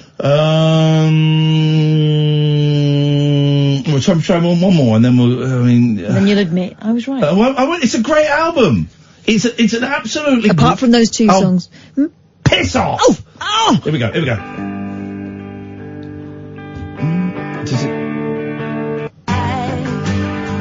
This is it. I'm not in the mood to play it now. I don't want to play it now. You've done this, Dave. This is your fault. Every time I ring up, this happens. There's an argument between Mum and Dad. Anyway, she wrote A Good Heart about Ben Montench, and Ben Montench wrote You Little Thief about her. Oh. And they were his first two singles. That's my interesting fact. Thanks very much, Dave. I did find that interesting. Did you? I wasn't listening. Yeah. I didn't listen on principle. So rude. This is why Dave likes me more than you. Dave? Well, particularly on Lulu facts, because, Alright, goodbye, Dave. Thank you. Troll, did we do the 1/4 break? Right, so we're late for the adverts because of you, Dave. Would you like to apologise to those that cannot be mentioned? Yes, because they're dangerous and they control us all. Oh, God, he's one of them as well! Quick, play the ad! It's electric, it's eclectic, it's always rule-free. It's the late-night alternative with that man, Iain Lee. On Talk Radio. I hated we're just both saying how much we hate the Duke of Edinburgh. It was a award. Yeah. But I did it. I did the bronze, and I really just did the bare minimum. I hated it. It was run by a teacher from our school who liked to, you're right, you're getting comfy, Sam, look at that. He knows it's going to be a good one. Who liked to, shag pupils. Yeah. And he was going out with a girl who just left the sixth form. That's Jeff, isn't it? Yeah, he's a bit Jeff.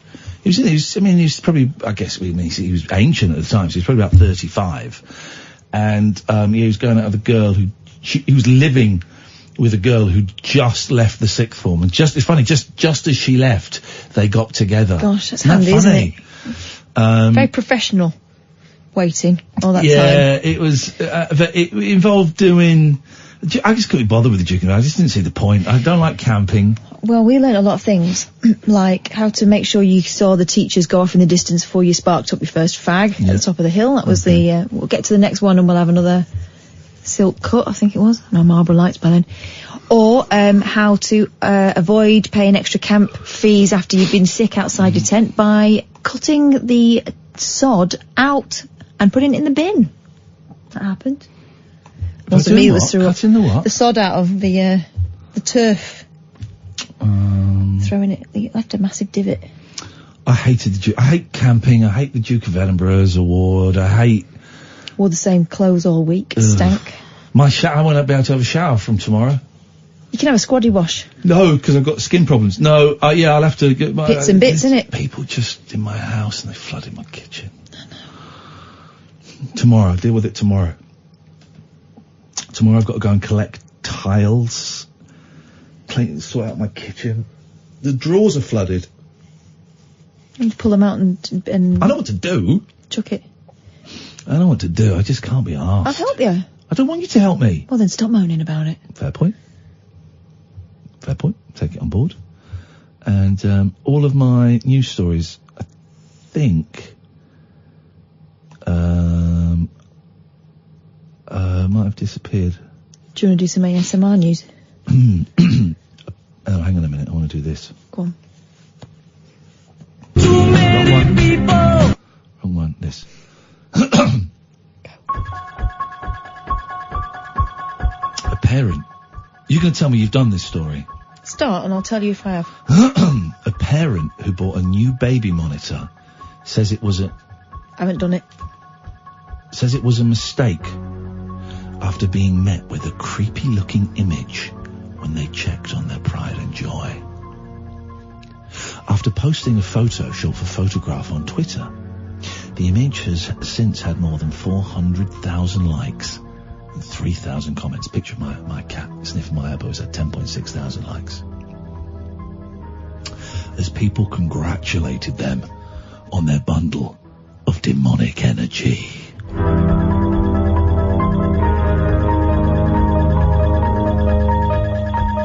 The still shows the baby lying in the cot with dark shadows and the photographic flash in the infant's eyes making a scene scary enough to give people nightmares. The user captioned it, "We got a new..." Oh, hang on a minute. Is the scary thing just that it's got glowing eyes? No. Yeah, it is. No. Yeah, it is. Not the one I've seen. Well, that's all it is. Oh, what a shame. There was a different one that was better. Okay, we'll find that one then. Oh, no, right, go, shush. Okay, so the first one was rubbish.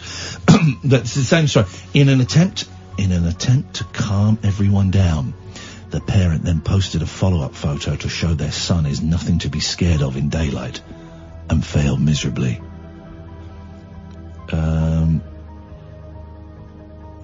Catherine, permission to abort this story. Permission granted. Thank you very much indeed. Doesn't go anywhere. Do you want one about... That's a brave thing. What you heard there was bravery, was balls. Takes courage unknown to be able to say, I've started something and it's not great and I'm not going to finish it. I mean, I did that with 10 movies the other day, but to do that on air is a very, very brave thing, and I'm very, very proud of myself, and I'm going to give myself a congratulatory tug when I get home. Catherine, speaking of which, have you got any penis music over there? What? Get me some. Okay, plug me in first, because I'm running a little bit low on juice. As I think the listener can tell. Penis music. Now, what I do, in like I said, I type in penis music, and we see... oh, here we go. Yes, Mum. Can I play this first? Yeah. So I've typed into YouTube, penis music. What could possibly go wrong? Well, then it gets this, right? We're going to play this. I warn you, this...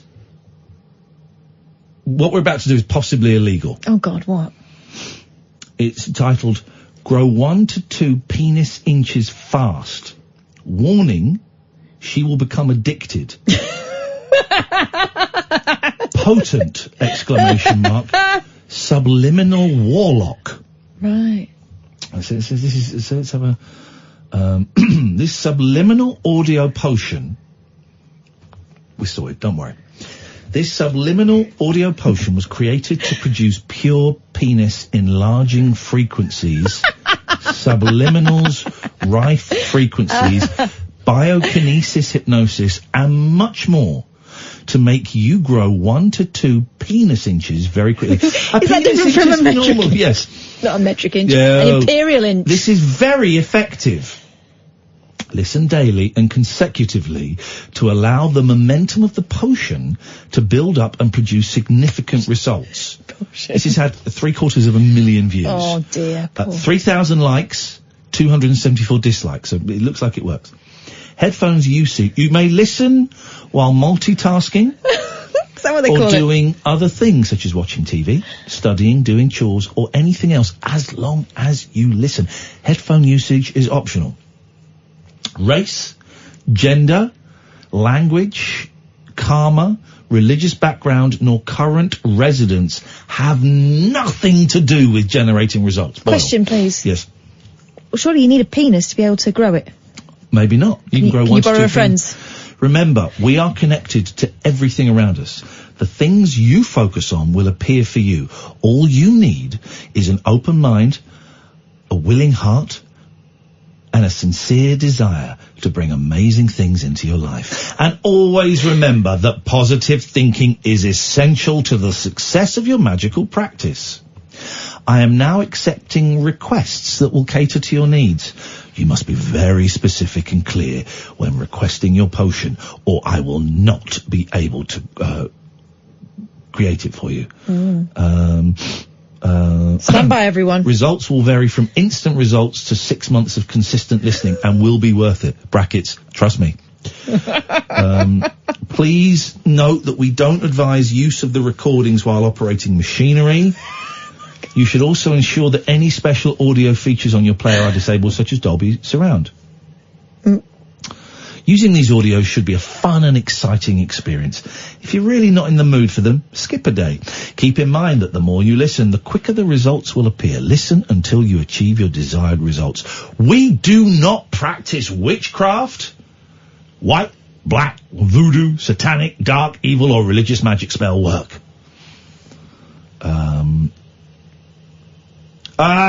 The first comment. My brother is so busted. I just found this in his history. Is that from your sister?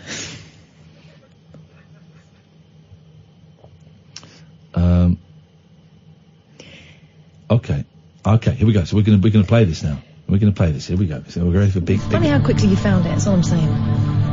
Subliminal warlock. It's very low quality audio. Oh! Right, so there's pictures. The first picture is like this big glass tower with these two small sort of glass domes either side. Grow 1 to 2 penis inches, okay. Put your headphones on, because there's something being whispered. The French president may be getting murdered as a direct result of this. Can you hear? I thought it was that horrible digital noise you get on cheap internet uploads, but listen, you can hear someone saying, "Your dick is gonna get your dick is gonna get bigger." Something like that. Listen. You've got to listen. Here we go.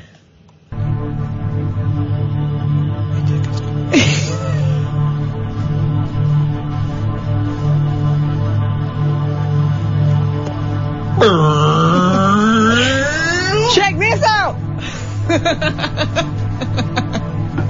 Is anyone...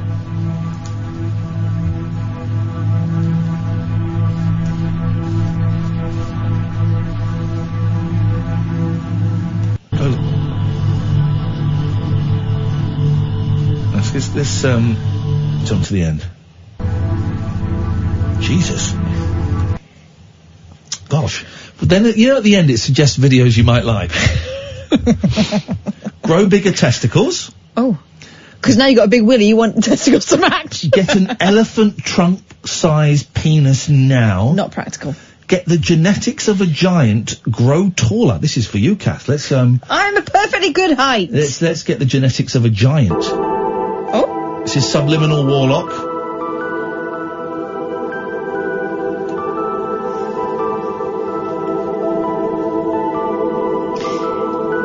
Do you feel anything?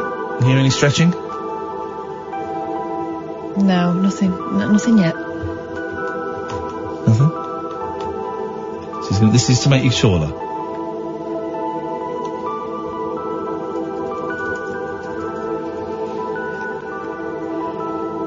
Oh, hang on. If we can just...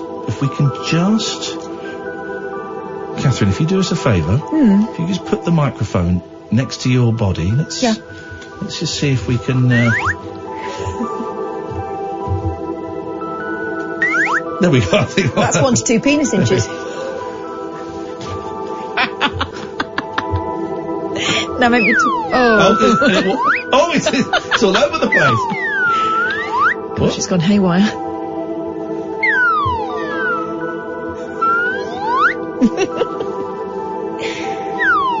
Where's she gone? There she is. Kath, what are you doing? Etc. That was, so you wanted penis music? Yeah. Okay, we're going to find some penis music. Nope, hang on a minute. Penis music. Little big dick. Increased penis while you sleep. Very powerful penis enlargement frequency. Dearie me. There we go, let's try this. This should do it. Hang on, what's this?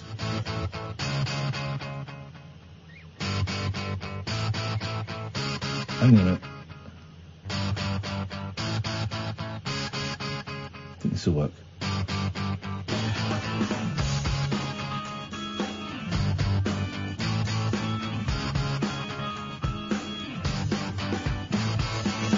I woke up this morning with a bad hangover, and my penis was missing again. Okay. My penis was missing again. Did he say again? Again? Nasty. I woke up this morning with a bad hangover, and my penis was missing again. This happens all the time. It's detachable. This comes in handy a lot of the time. I can leave it home when I think it's going to get me in trouble, or I can rent it out when I don't need it. But now and then I go to a party, get drunk, and the next morning I can't, for the life of me, remember what I did with it. First I looked around my apartment and I couldn't find it, so I called up the place where the party was. They hadn't seen it either. I asked them to check the medicine cabinet, because for some reason I leave it there sometimes, but not this time. So I told them if it pops up to let me know. I called a few people who were at the party, but they were no help either. I was starting to get desperate. I really don't like being without my penis. Right, I don't want to listen to the whole thing, but I've got to find out if he finds his penis. So I'm just going to skip to the last 30 seconds of the song Detachable Penis by the band King Missile. He'll be back down the back of the sofa. Here we go.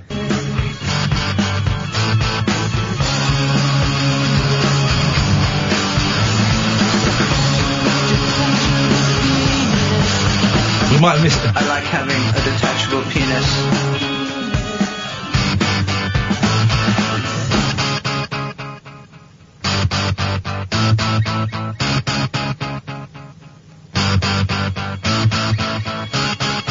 Oh, I'm doing a cover of this. This is the next single. Who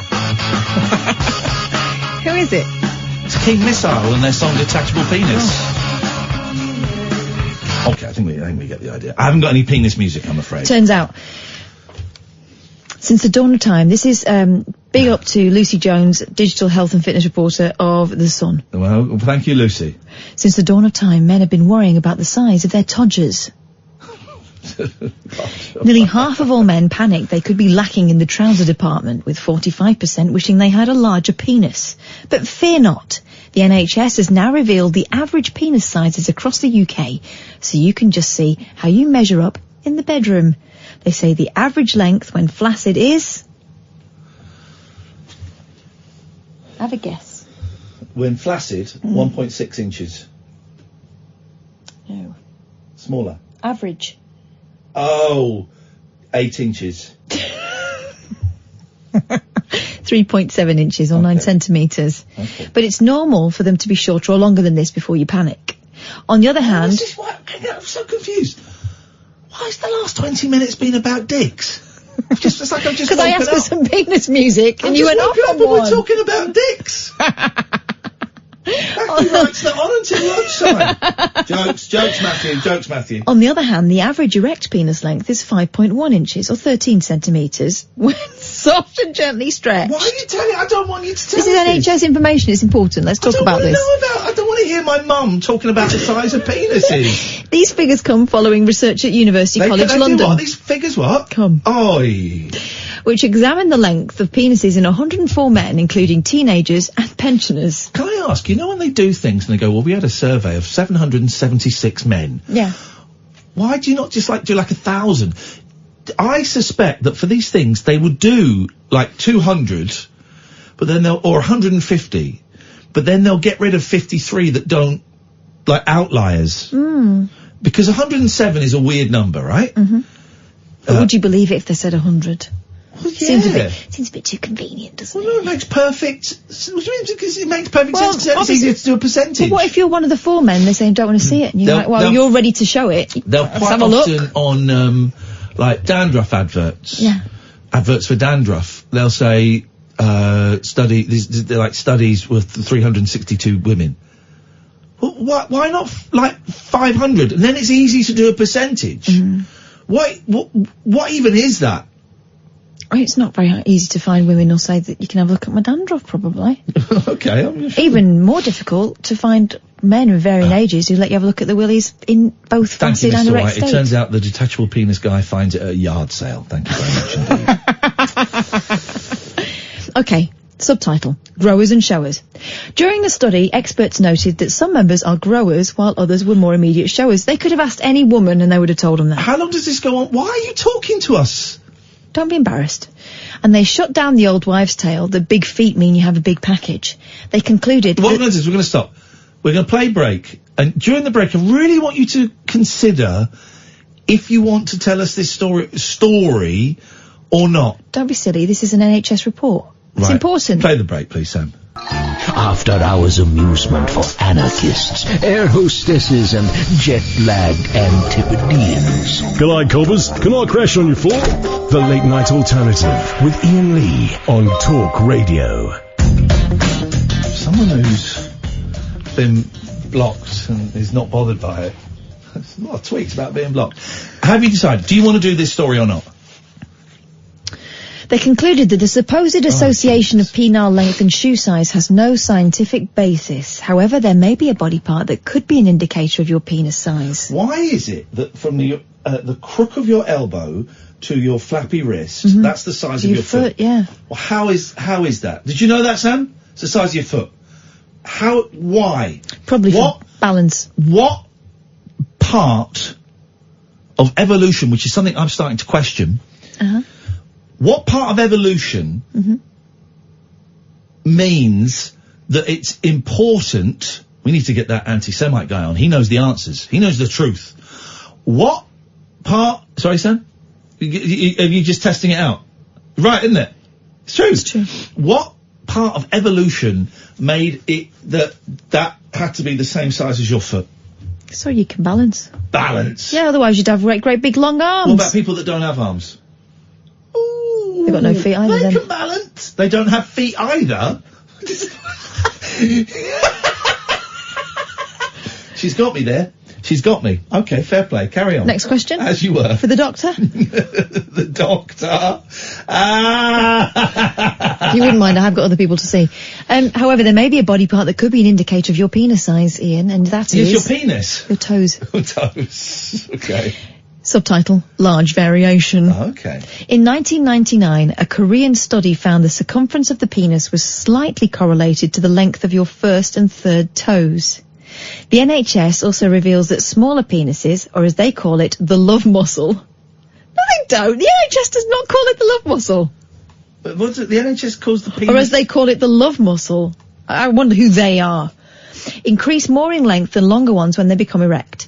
Research based on the penis measurements saying these words. It's wrong. 2,770 men. It's like your auntie sitting down to give you sex education, and you're thinking, for God's sakes, I'm in my 20s. Why's your auntie doing it?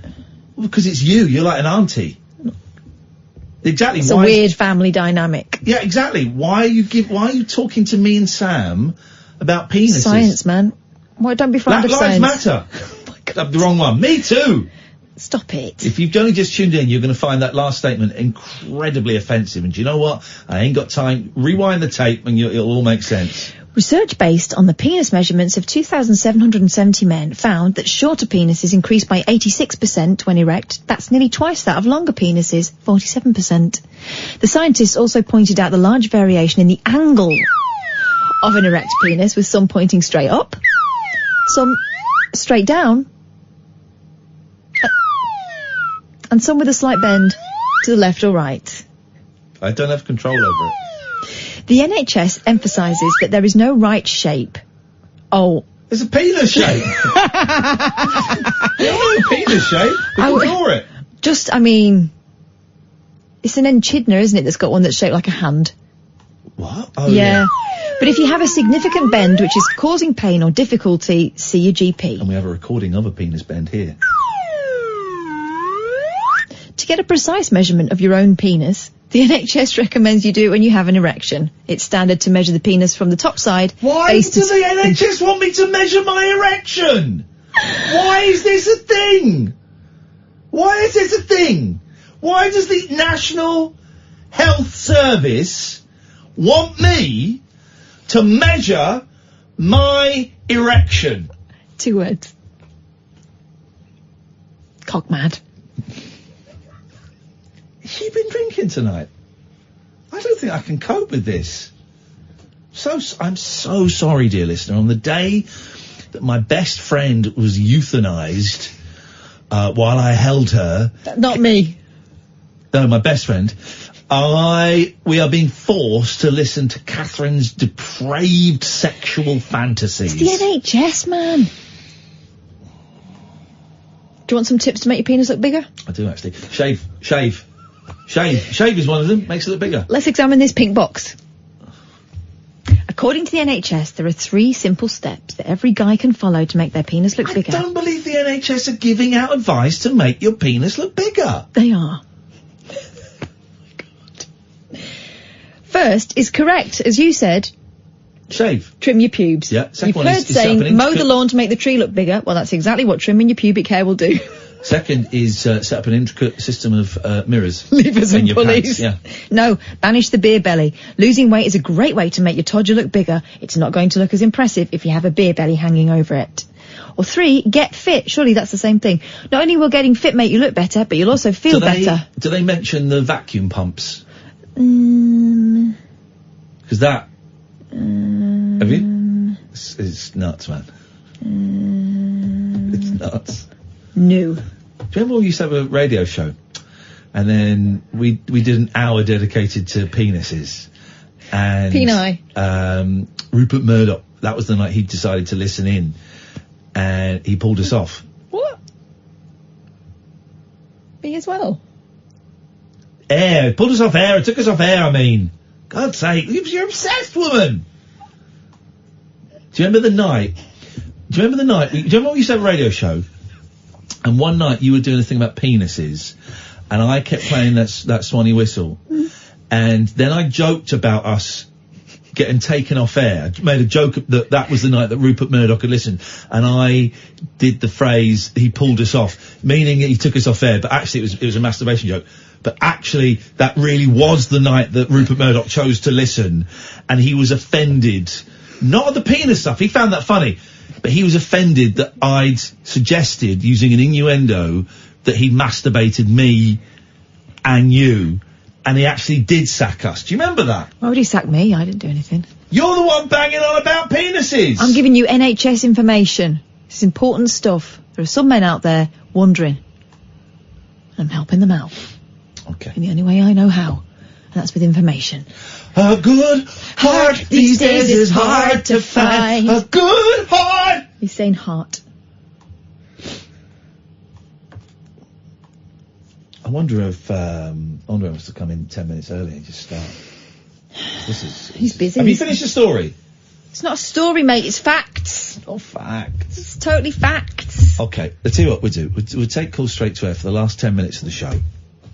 Have we had any calls this hour apart from Dave, the anti-Semite conspiracy theorist? No. Okay, right. Well, what we're going to do is we're going to sit back, we're going to relax, we're going to meditate, we're going to remember those that we lost. And people are going to phone us up, take it straight to air. We're going to get away from this filth. We're going to get our minds out of the gutter. We're going to pull up our trousers, do up our zips, tighten our belts. And we're just going to listen to the wonderful, wonderful sounds of a river. That's what we'll do, because rivers are very pure. hang on a second, let me get river sound effect. Here we go. Nope. I woke up this morning with a bad hangover, and my penis was missing again. Nope, that's not it. Let's, river sound. We're gonna end this on a nice chilled out, clean vibe. River, here we go. This is it. Right, call straight to air. This is relaxing mountain stream. Oh. And, not one with a dead sheep in it. No. Here we go. I'm gonna chill out. Actually, I could do with it. Oh yeah, 0344 499 1000 is the telephone number if you want to give us a call. We'll call straight to air. I think this is a bit rough, this string. You've not got a babbling brook? Okay. Babbling brook sounds. Here we go. Yep, got Babbling Brook coming up after this advert. There we go. Okay. It's even worse. I don't know. Well, Babbling Brooks are quite aggressive. Here we go. Ah! Oh, that's quite. Here we go. They're all. About a gentle fountain, water feature. Pond. Okay. I'll get that call in a minute. Okay. Here we go. We're in. Here we go. Okay.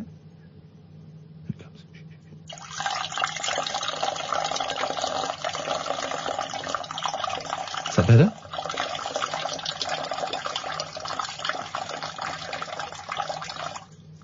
Yeah. Okay. You want that while we're taking the calls?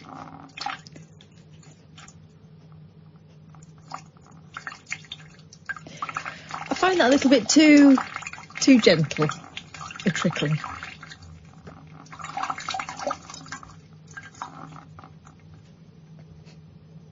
Huh? You got anything?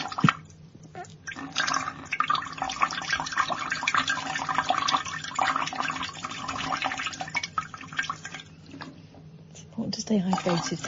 Have you got anything slightly more? Okay. Slightly busier. Here we go. Okay. Here we go.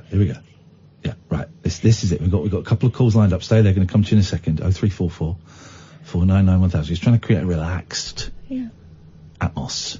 Clean.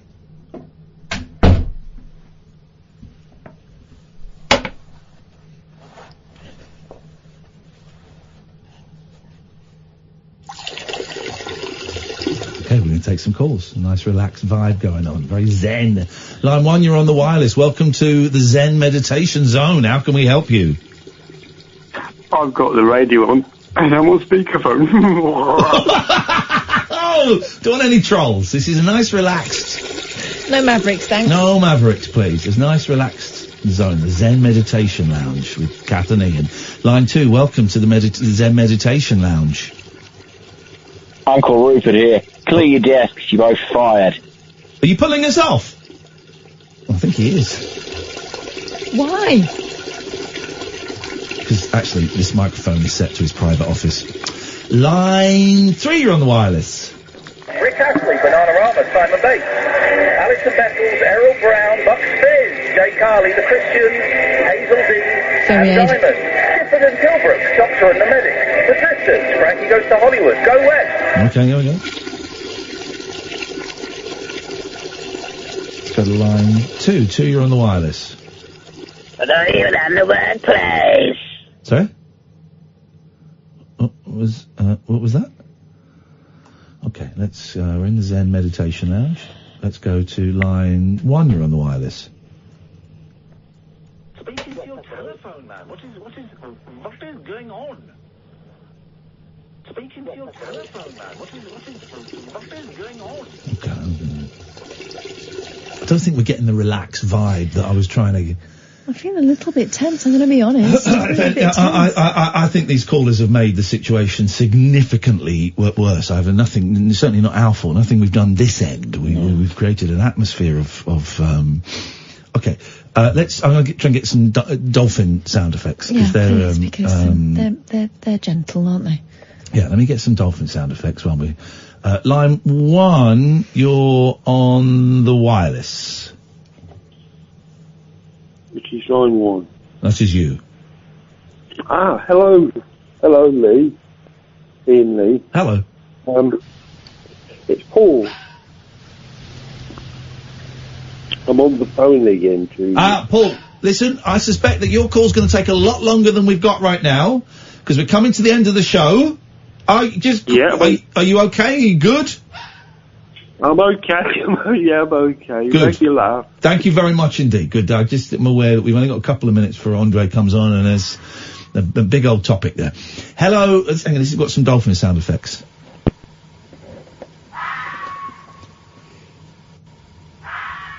Gosh. Is that hang on a minute. Okay. I'm just trying to create a Zen thing. Here we go. Right. Okay. So this should be nice and relaxed. Oh, this is the intro music. Okay, we'll get there. We'll create a vibe. Here we go. Nice and relaxed. Zen. Meditation. Relax. It's dolphins. No. It's dolphins. I think that's a whale. That one was. It's just dolphins. Let's go to line 1. You're on the wireless. Oh my God! Your soul is mine! Okay. Let's take it away. Okay. Line 2, you're on the wireless.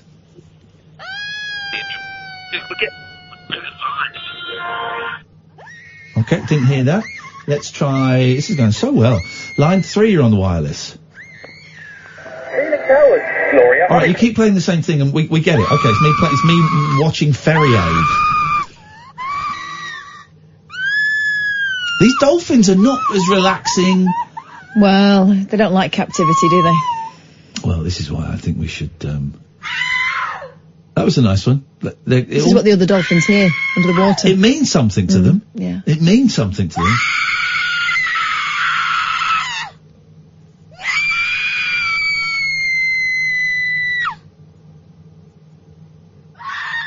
Oh.